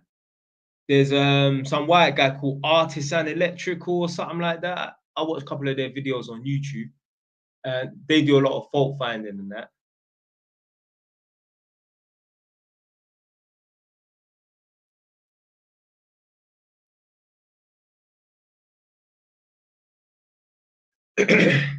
What's your advice to people who are head over heels in debt? Well, first and foremost, you need to stop doing whatever you did, spending all that money that put you in debt. That's the first thing. Yeah, you got to take some accountability and realize it's your fault why you're in debt. And the best piece of advice is, yo, you just got to work your way out of that debt. You got to work overtime. You got to get yourself out of that debt, man. You got to work your way out of that hole that you put yourself in, man. Nah. Don't say that. Don't say, oh, you're finished, man. You got to work your way out of that debt, man. That's why you have to delay gratification, man. Only treat yourself when you've worked hard. And if you don't have the money up front to pay for these holidays or these cars or these clothes or these watches and that, the fact that you don't have money is synonymous with the fact that you ain't worked hard. Because if you worked hard, you would have the money to pay for it. So if you don't have the money to pay for it, that means you ain't worked hard. So therefore, you don't deserve the treat, big man. Did he actually say that he bought a Stone Island and financing them up?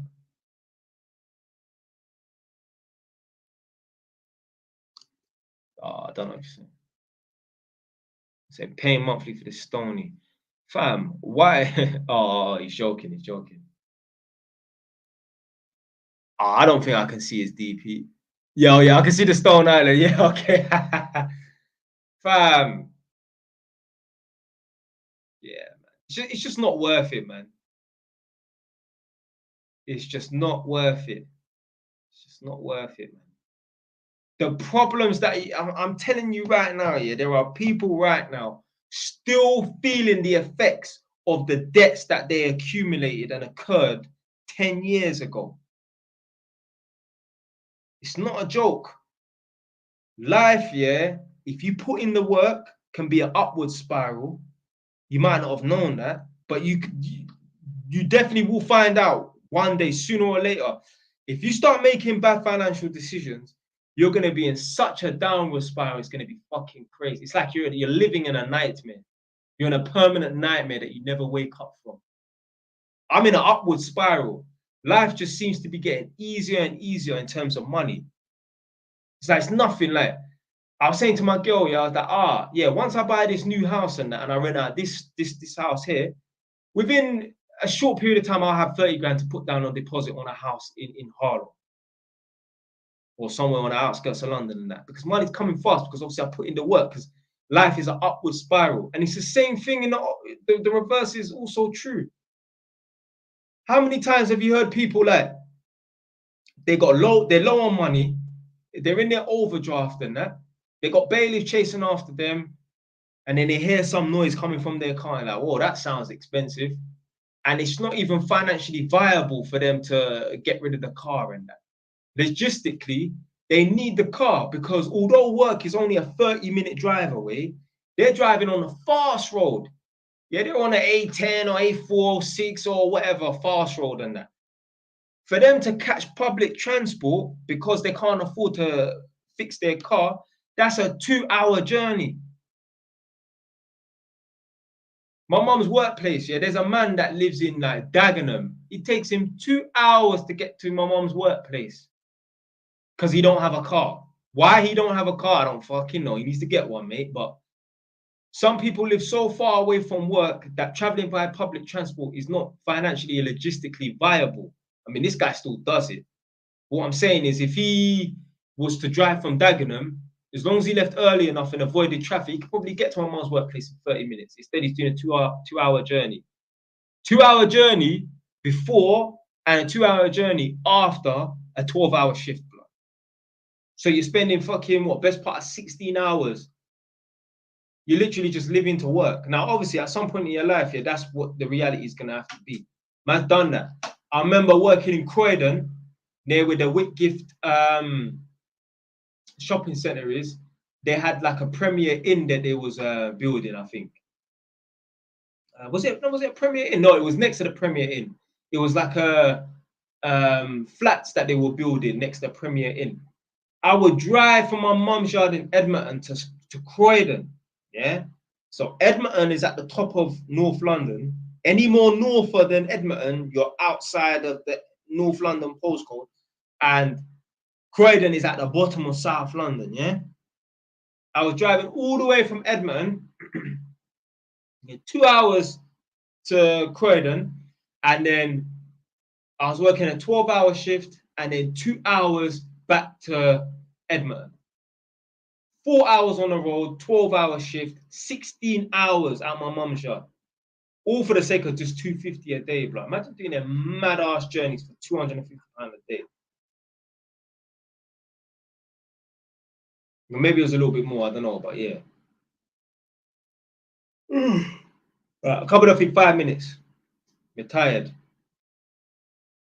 say, oh my God, the comments are giving a deja vu, you know.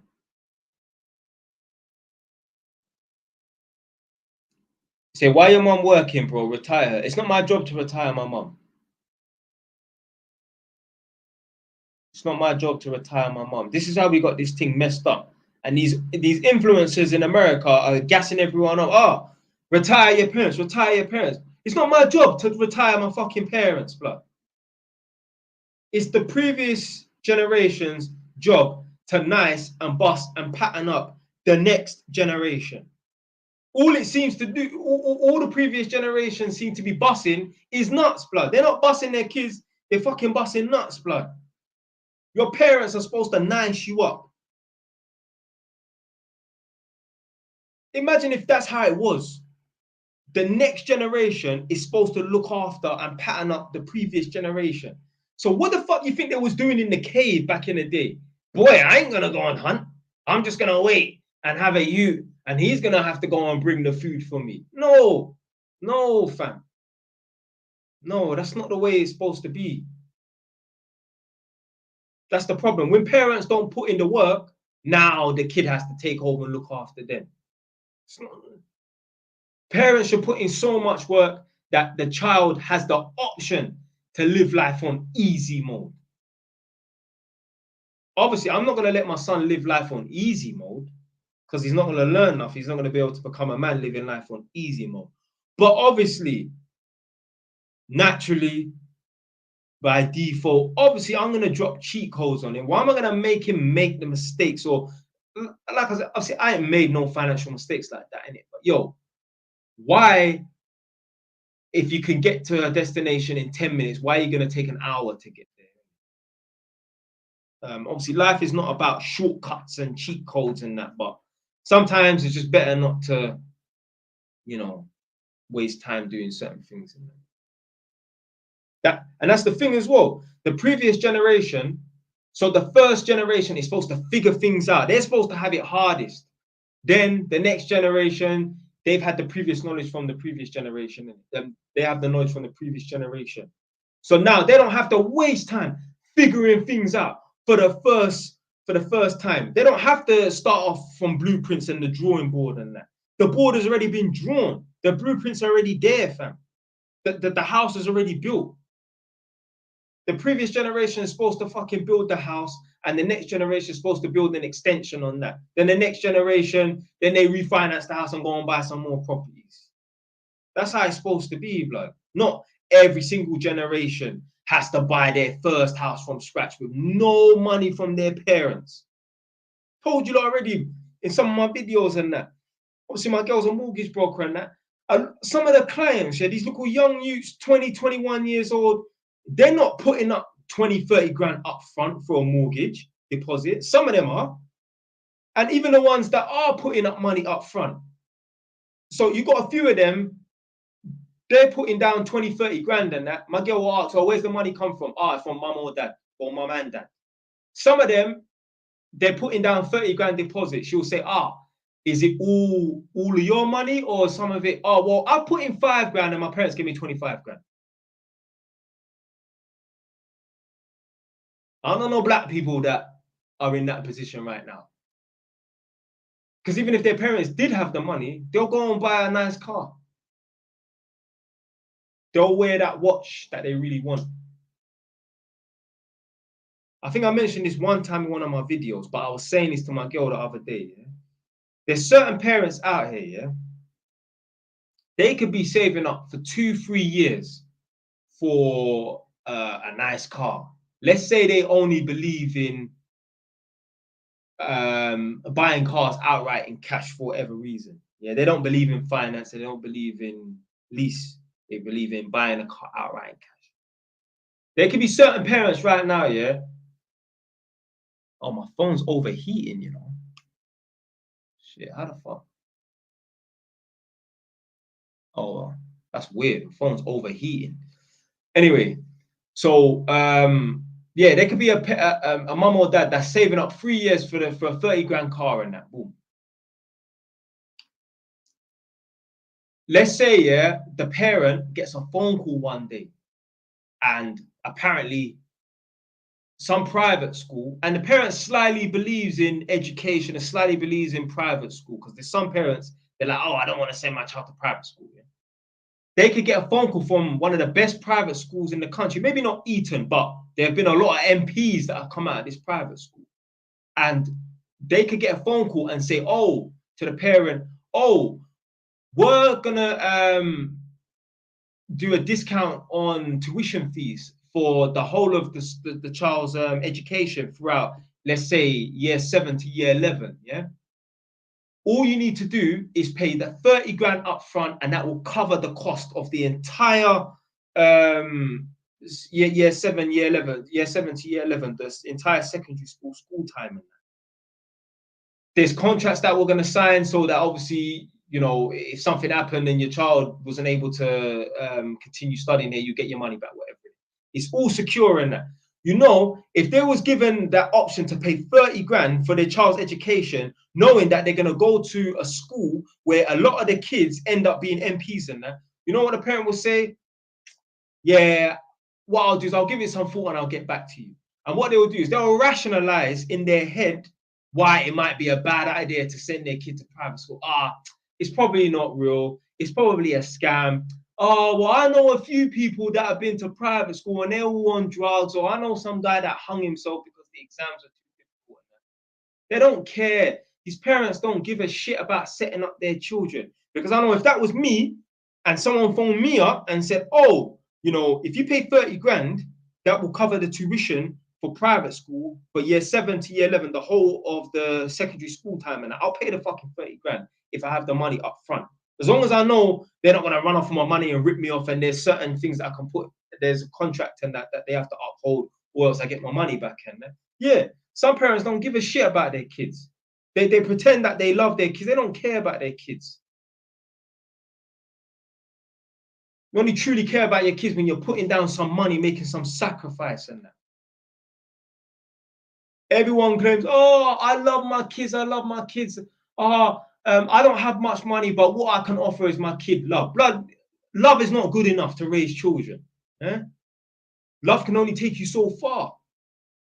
A lot of these parents, they say, oh, yeah, I love my kids, and that's all you can offer them, love. You can't offer them nothing. Nothing monetary, nothing. Me, I can offer my children shit before they even fucking born. I got 3 properties, blood. I got 2 that are opposite each other. I can have my son living in one and my daughter living in the other one. Opposite. Not across the street or around the corner or on the same postcode. No, opposite each other. Man busts his door open, he can spit at his sister's front door. Like that, blood. Most parents, they don't set up their children because they want a joke thing. They claim they love their children. Why are they not making sacrifice for their children? Why are they not working overtime and giving up their free time to put money in their child's bank so that when their child gets to 18, they got 20 grand sitting there? They don't care about their kids like that. When you love people and you love your children and that, you make sacrifice.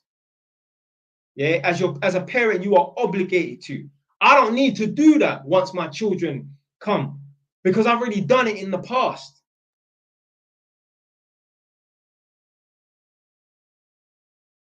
It is true stories, man. Right. Mum wants to go halves on our council house mortgage, but I don't know if I want to live here myself. How much is it? If you can, just put down a little few figures in that, because it would be a good idea, you know, to go halves on the council property in that. As long as your mum is willing for you lot to refinance the property in the future. So when you say 40 bags, how much are you putting in? Are you putting in 20 grand or are you putting in 40 grand? And then tell me how much. Yeah, go on. So you're going to put in 20, yeah? All right. And then how much is the property going to be worth at the discounted rate? And how much is the property worth full market value, roughly? Roughly, yeah?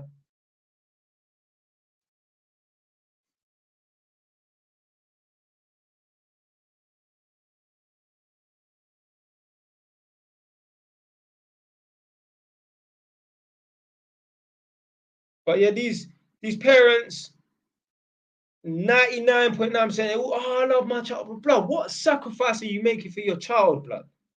You don't care about them that much. You don't love them that much.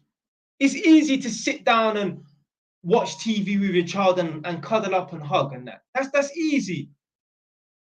The difficult thing is putting in the sacrifice and staying disciplined and dedicated for 15 years so that you can give your child the best possible start. That don't mean that your child needs to have fucking nannies and, you know what I'm trying to say, like some silver spoon service or come from a silver spoon society in there, but they're supposed to grow up and live life on easy mode. Not like me, where I couldn't get a new pair of trainers every single month because it just was not financially viable.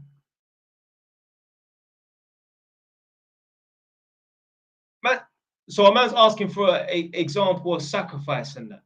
Just, it could be something so dumb. Like, let's say, yeah, there's parents out here right now, yeah, who spend £500 on leasing a car or financing a car every month. £500. But their kid is average. Their kid is mediocre in school. Their maths and English are not up to standard, yeah? Instead of spending that £500 on that car lease, why don't they spend £100 or have no car lease and just drive an okay idiot car and then spend £400 on some sort of private tuition? I didn't say private school, private tuition, so that their child can increase their maths and their English and that. That's an example of sacrifice. There's parents right now driving around in the 600 grand, sorry, £600, £700 car lease every month, and their kids are fucking average in their studies and that. No, get rid of the car or get a cheaper car and then invest that money into your child. That's an example of sacrifice. So many parents right now driving around in expensive cars, but their kids are doing average, below average in school. And they claim they care and they love their child. They don't. They love them, but they don't love them that much. And a parent will see this video and the new car and the car lease will be coming up for renewal next month, and they won't take my advice on board, you know. They'll just continue to lease the same sort of caliber car.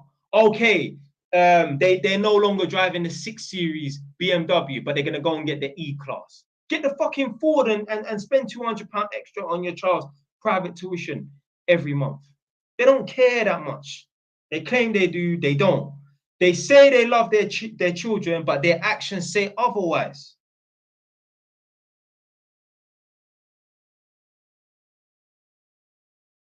They think loving their children and that is all about kisses and hugs and going to McDonald's and that. Nah, man. The realest love is making that sacrifice. And no one can tell me any different.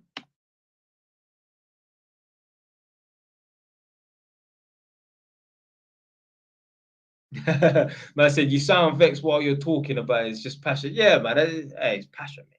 Passion, man. What do you think about project management? Yeah, project management's good. I know, man, whether it's construction industry, getting £500 a day, or one of the man them, he doing some sort of project management for a bank or something. It's on £500 a day. So yeah, project management's always good money. If you're self-employed, I don't know about PAYE, but self-employed, You some sort of project manager, should be on £500 a day, yeah.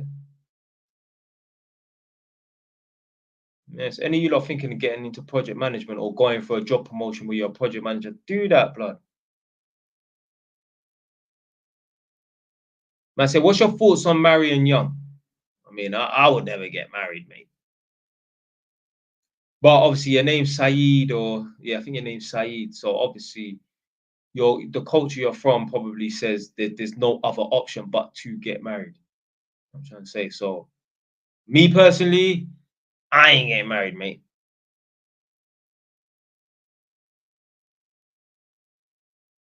50K from a lawsuit at 18 come from nowhere. What should I do? Invest your money in property, man.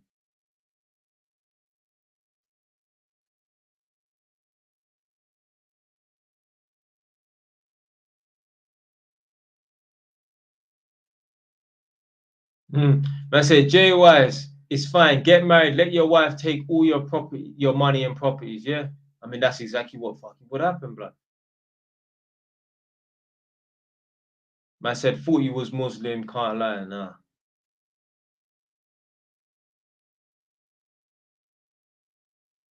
Yeah, a lot of people think I'm Muslim because of my name as well, you know.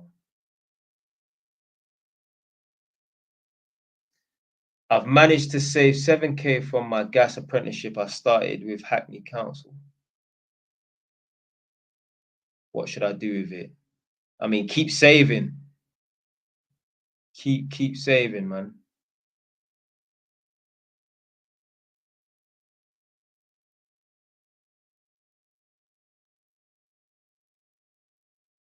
See, this is what I fucking hate, yeah? So a man saying investing in your child doesn't always lead to good results. I know rich parents who raise bums.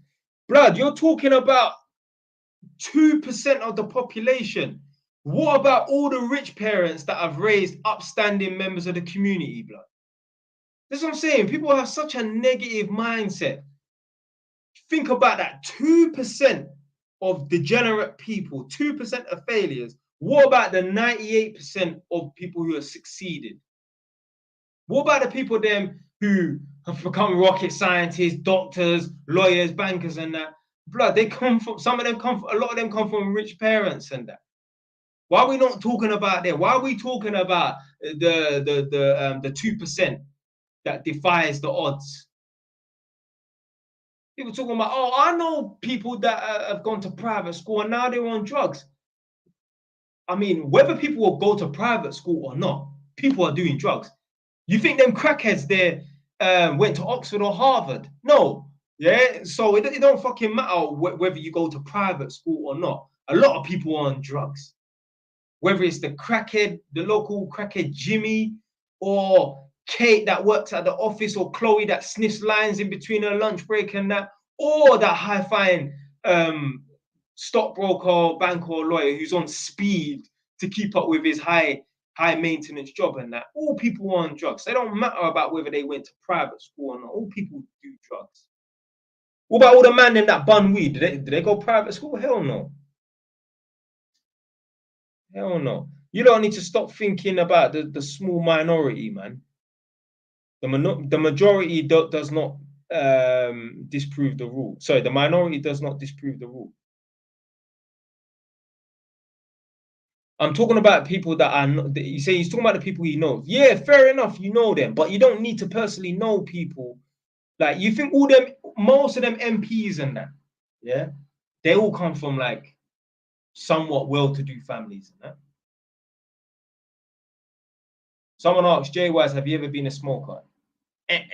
Hell no. Ever been a smoker? How the fuck could I get to this stage being a smoker? The fucking tenant's gonna turn up to a viewing and like, yeah, man, just pay your rent, man. Come on, man. No, fam. No. So burning weed kills brain cells, blood. Yeah.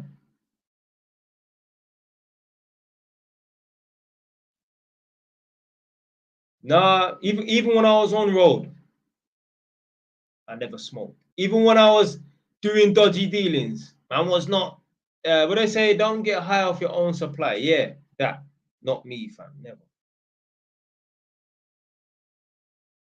Jay West, have you ever thought that you were not going to make it successful? I mean, I'm not successful yet because the word successful means you've reached the finish line, technically. But to some degree, yeah, I would say to some degree I'm successful, but I don't feel like, yeah, I'm successful. Bam. Because I feel like when you're successful, that means you've reached the finish line. Yeah. I feel like I've still got way more to go. If you lot were in my shoes and you lot had like 4 properties, then you lot would feel like, oh yeah, I'm successful in that. Yeah. But me, I know I still got further along to go, so I don't feel like I've reached the finish line. I feel like I'm just getting into it. Yeah, I still ain't doing what I want to do. Like I want to build properties like flats and that. So until I start doing that, then I can, consider myself to be somewhat a little bit successful in that. So, or more successful, or close to the finish line, innit? Why do you think people making illegal money are lazy? Because they don't want to sit in the classroom. That's why. That's why they want to make illegal money. That's why they can't be bothered. Because they're lazy. I promise you, yeah. You see these guys that are shotting, yeah. Let's say a man's shotting, yeah. Let's just say a man's only making £300-400 a day shotting. Yeah. I promise you, if a man could do a 1-week course as an electrician and earn £300-400 a day, most men will be like, fuck shotting, it's too risky. I'll just be an electrician. The problem is you can't be an electrician in a week. You have to sit down in college for 2 to 3 years. You have to work a shit wage as an apprentice for 2 to 3 years. Man don't want to do it because man don't want to delay gratification. Man want instant results. They're too lazy. And like I was saying in the video the other day, at some point in your life, you're gonna have to sit down for 3 or 4 years. It's better it's in the classroom than in the can, in a Ross Clark jail cell, fam. You stay on the road long enough, at some point you're gonna sit down for 3 or 4 years. Promise you. So you're better off sitting down for 3 or 4 years in the classroom than in the can, bro.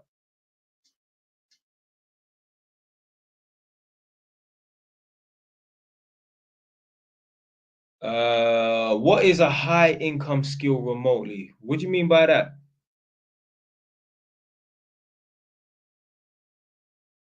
Do you mean like a high income skill, like, but you can work from home? I.e., like, I don't know, you work in cybersecurity or something like that. I don't know. Elaborate on that, please. Right. So yeah, like I said, cybersecurity.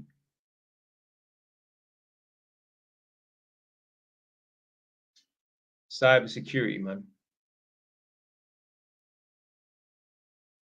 Right. I've missed a few comments. I said earlier the bit, I don't know what he's talking about.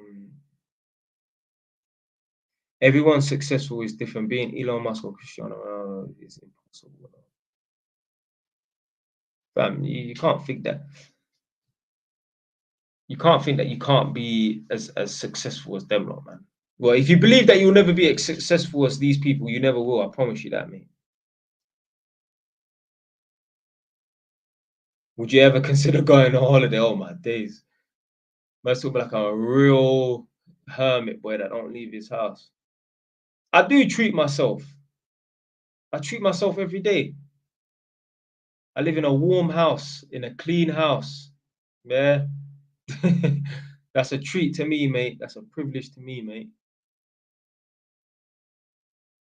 I don't have to worry about bills. I have peace of mind. That's my treat.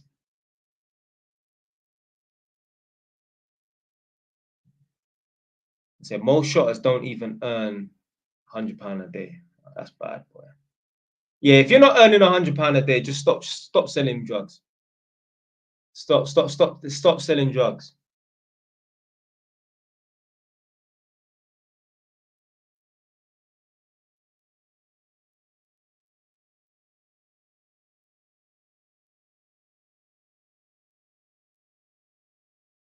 What do you think about the air source pumps? I don't know what that is.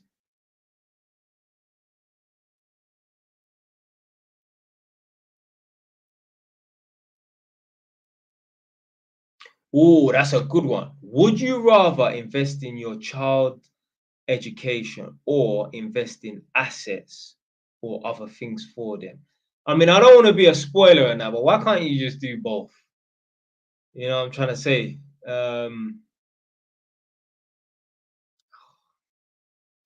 It's a difficult one.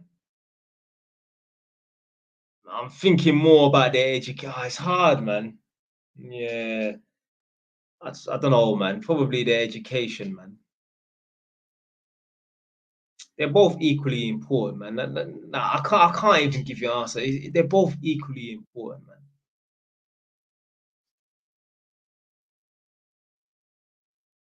Because I wouldn't want to have one without the other. I wouldn't want to have a child that's got bare properties in that, but he's a fucking dumbass dunce. But at the same time, I don't want my child to just be super intelligent but have nothing. Because then he has to go and work things out for himself, and it's almost like he's starting from scratch. So a lot of these super intelligent, so like, you know, like in school, most of us all went to state school, just regular school, public school, yeah, regular school. There's always a few kids that were at the top, like them they were super smart in school and that. Most of them come from poor families. So yeah, they're the child that's super intelligent by default. Their parent didn't have to put no extra time and effort into them for them to be intelligent. They're just intelligent by default. But they have no assets because their parents are broke. So they're literally starting off from scratch. So that's the equivalent of me investing all my money into them, into their education and that, but with no assets whatsoever.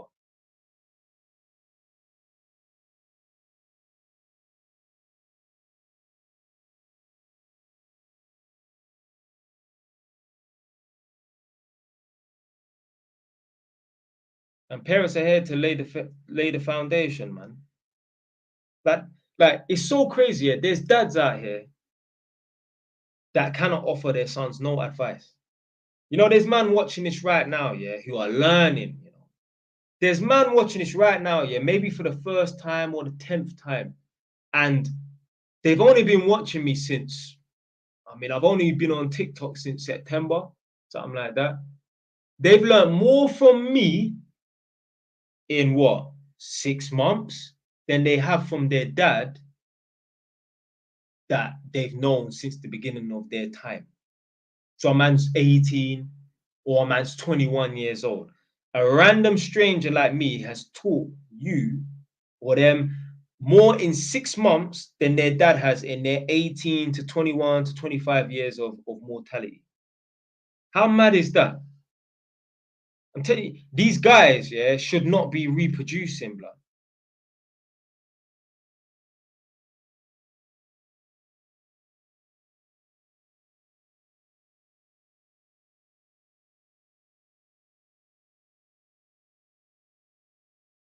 How do you not get burnt out?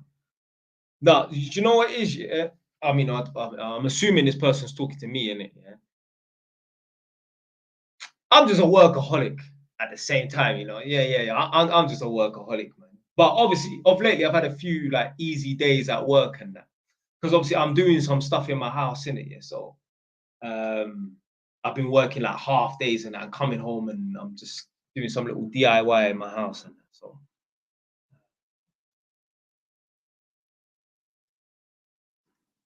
right, so this loading person, yeah.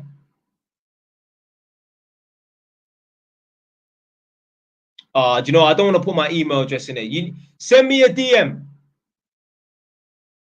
Send me a DM and I'll send you my email address. You need to email me and then I can send you a video about how to find an apprenticeship. Should I get a motorcycle? Yeah, if you want to cut down your cost and that, like, because a car might be too expensive, then yeah, get a motorbike, man.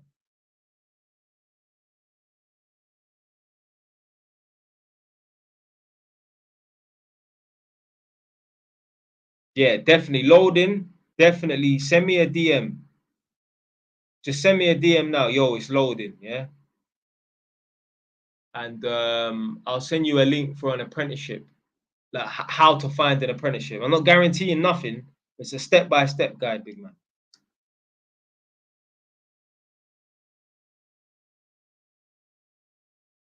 Man said, do you appreciate art? blood. Some are, yeah. Like I remember there was one young girl. She was like from the age of like 5 years old. She had like amazing paintings. I don't even know what the girl's name is. Like something like I don't even know where she's from. She's like from Finland or Norway.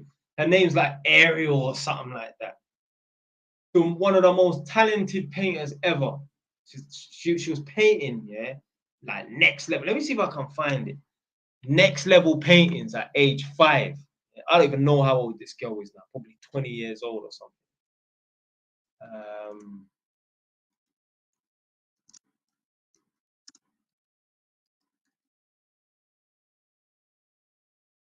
Oh, I think this is her, you know.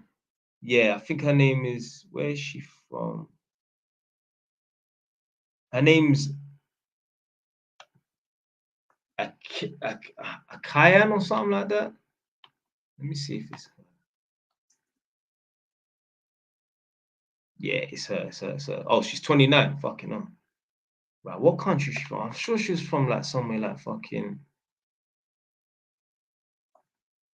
Yeah, see, she's been painting since she's the age 4. Oh, she's American. For some reason, I thought she was like from Finland or somewhere. She don't really look like American. She looks like she's got like a European look to her still. What some dumbass come in the comment? Oh, well, you know, white Americans are originally European, so yeah, she's a lot older than I thought she was gonna be. Yeah, she's 29, but yeah,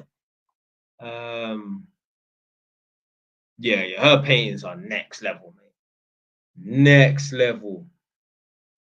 I don't know how to say her name. Let me see.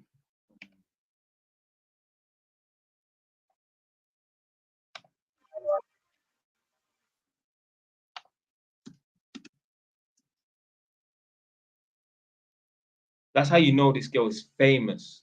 I just typed in her first name and it comes up.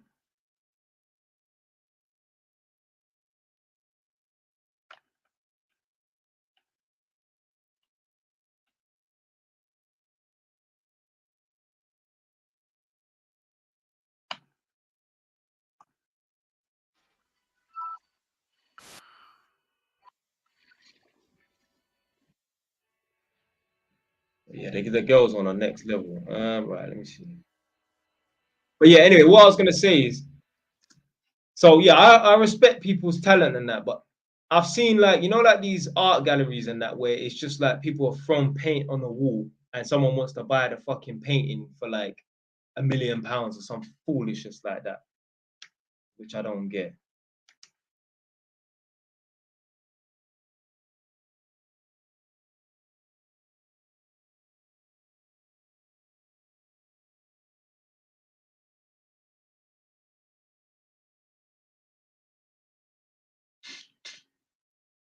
Is it buffering? Yeah.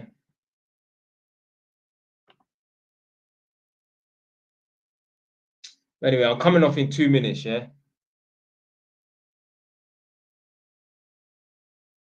Put your last questions in. I said paid in full. But paid in full is shit, blood. Why you love them gangster movies, man? I was never really interested in watching them gangster movies.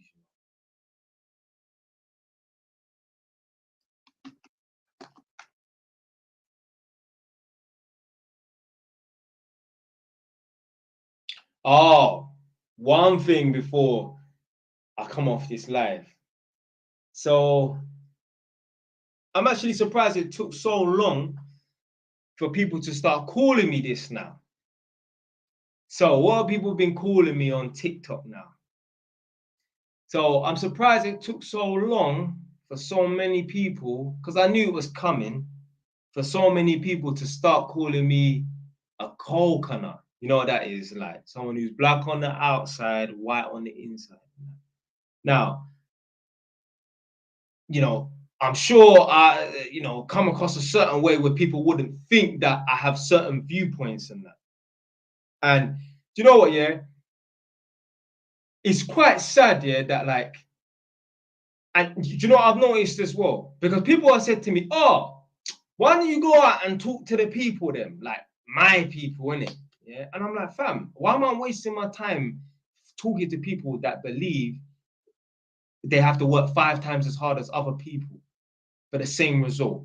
Why am I going to go and talk to people and try and convince them that we don't have it harder than white people and that when they have a defeatist mindset? And you know, I've come to the conclusion, this was before last year, because I spoke about this in a video. It doesn't matter how you speak, it doesn't matter what area you come from, it doesn't matter how you come across. Unless you have some sort of aggression towards the police, unless you feel like, you know, white people have done us bad, unless you start hating white people, you're not considered to be a black person. You know? I'm gonna repeat that, blood. If you don't have a certain level of aggression towards the police, if you don't have a certain level of hatred towards white people, you're a coconut, blood. Yeah. In order to be considered black, you need to hate the police, you know. In order to be considered black, you need to have a certain level of aggression towards white people. In order to be considered black, and you need to believe that you're a victim and you have it harder than everybody else because you're a black person. If you don't think like that, oh, you're not one of the black people then. Yeah, you're not one of us, blood. Well, then I'm not one of you then. I'm not going to run around and think I'm a victim just because that's the mindset I'm supposed to have, blood.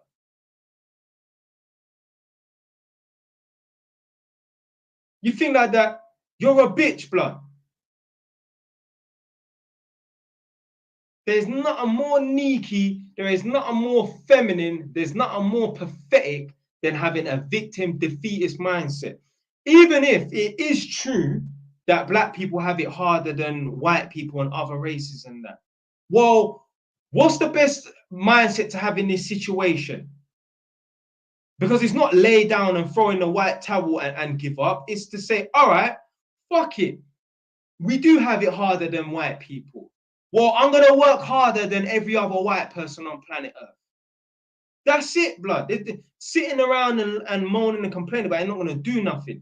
Black people have been doing that for the last 50 years. And where's that got us? Nowhere. So the only solution and the only sort of mindset to have here is to think, you know what, fuck it. We got it harder than white people. We just got to outwork them then. Simple. But man don't want to work. Man don't want to work.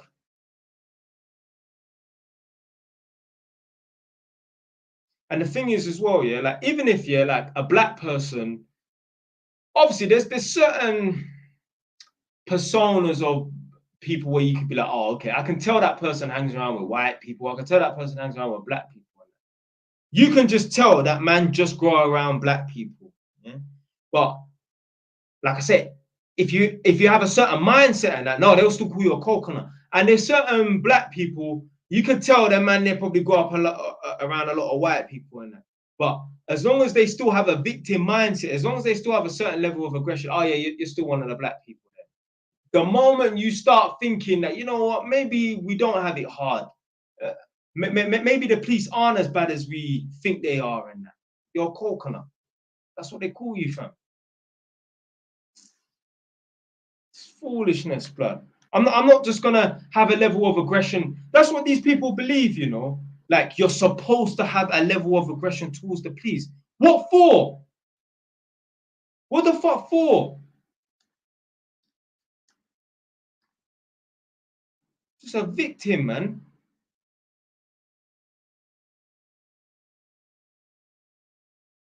And then these idiots will sit around and think, well, how's he got so much puppies and why is he so ahead? Or maybe he's just lucky. I ain't fucking lucky, mate. Yeah? I come from the bottom of the socio-economic scale. How the fuck is that lucky, blood? I'm from a council estate. I'm not from a notorious council estate. Someone has been murdered on my estate before, though. Yeah, one you actually got stabbed as well. And they flew a helicopter and it landed on my estate not too long. I think it was maybe last summer or the summer before that and that.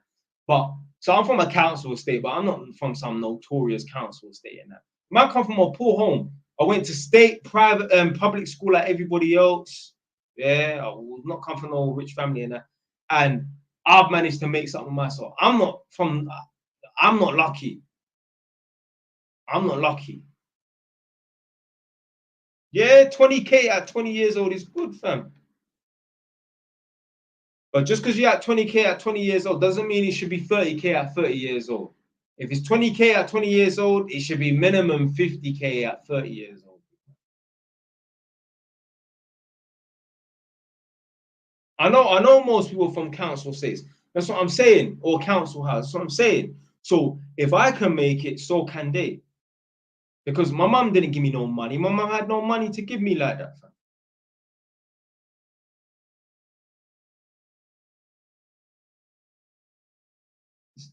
No excuse.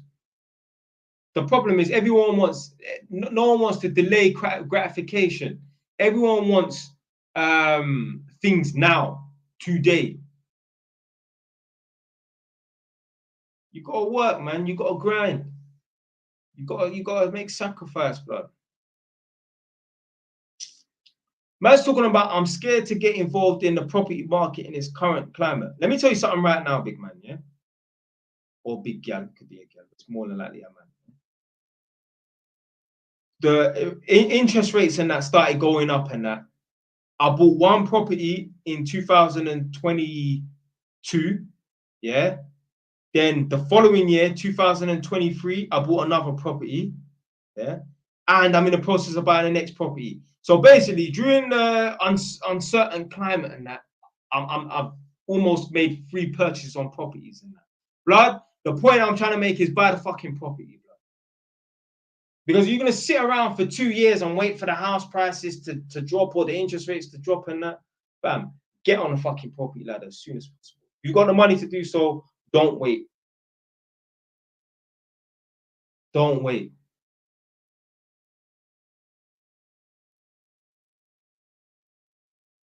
Time is limited. You have a limited amount of heartbeats.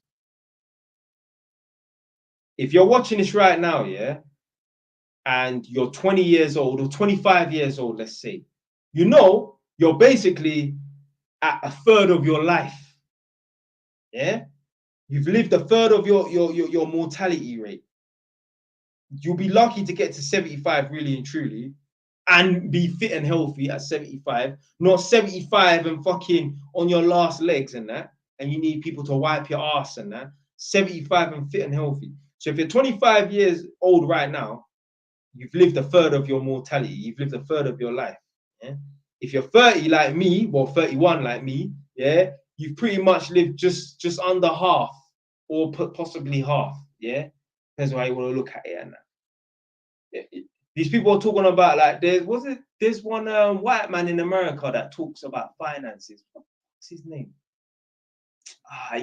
He's probably he's famous, man. He's real popular. I can't remember what his name is. Someone put that old white man's name in the chat. He does the YouTube videos and that, talking about finances. And all he talks about is don't get into debt, don't get into debt. Yeah, the one, yeah, he gets the phone calls. What the fuck? Dave Ramsey, that's it. He was telling one guy, yeah, if you're gonna buy a rental property, save up to buy the rental property. What? Bloody might save up to buy the rental property in cash. Not save up to buy the rental property and save up a deposit. Save up to buy the rental property in cash. What, 150 grand, 200 grand? That's okay if we live for 1,000,000 years. We can fuck about for 100 years saving up. We don't live for 1,000,000 years. What kind of stupid ass, dumbass advice is that? Save up to buy the rental property. No, take out a mortgage. Just make sure you can manage it.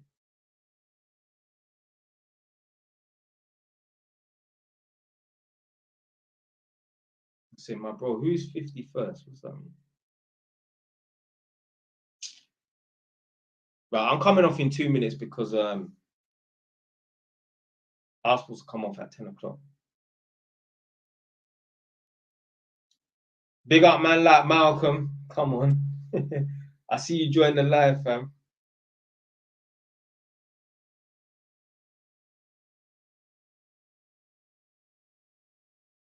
Yes, yes. Oh, it's a shame though. I'm coming off in 2 minutes though.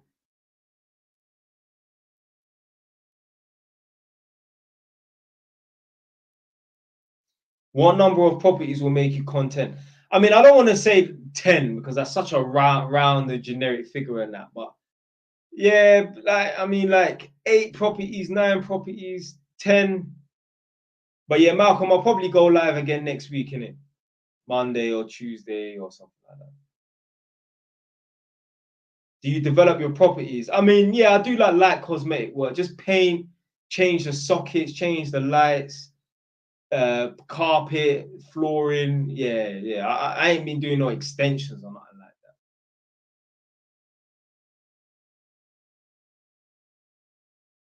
Oh, how do I tag people? I don't know how to do that. You know me, I'm like an old man. I don't know how to do this technology business. How did you get on the property ladder? Was it just hard grind? Yeah. Worked my job, lived at my mum's house, saved my money. So,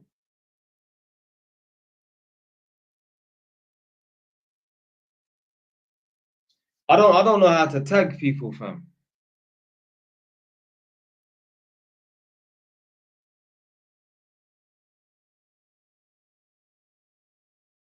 Yeah, respect for respecting the hustle, man. I respect that you respect the hustle. this fucking, you know, it made me laugh though, you know. I say, yeah, fam, yeah, finally come off the line. Yo, you're my biggest supporter, man. You've been here since the beginning, man. Would you say the AM2 is hard? I mean, there's a little bit of difficulty to it, which is good because you don't want any old idiot just becoming an electrician and mashing up and bodging up people's yards and that. So there's a little bit of difficulty, but it's easily passable. Right, coming off in 10 seconds. Someone said, is it worth a shoe car? Is it worth starting with a small property or a house, a small apartment or a house, and then work your way up? Yeah, just do that. Just get your foot on a property ladder. Doesn't matter what it is. Struggling with fault finding. Binge watch videos about fault finding on YouTube.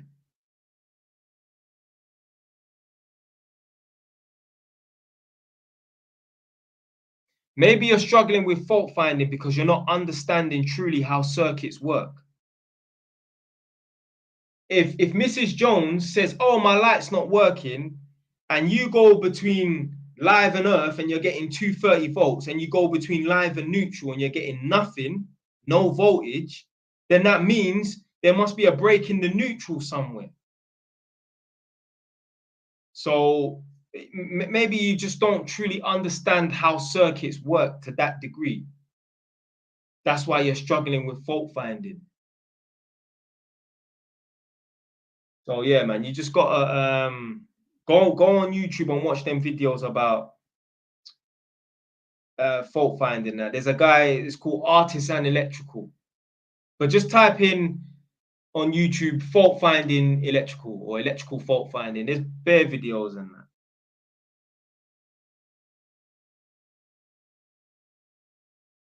Oh man said love from Holland. Big up Holland. I've been to Holland one time. I've been to a place called Dordrecht. I know it's like far away from Rotterdam and Amsterdam. It's nowhere near there. But I went there for taekwondo training.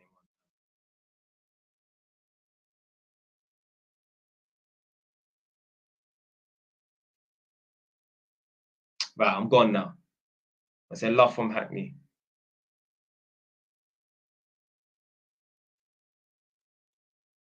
You lot take it easy, yeah?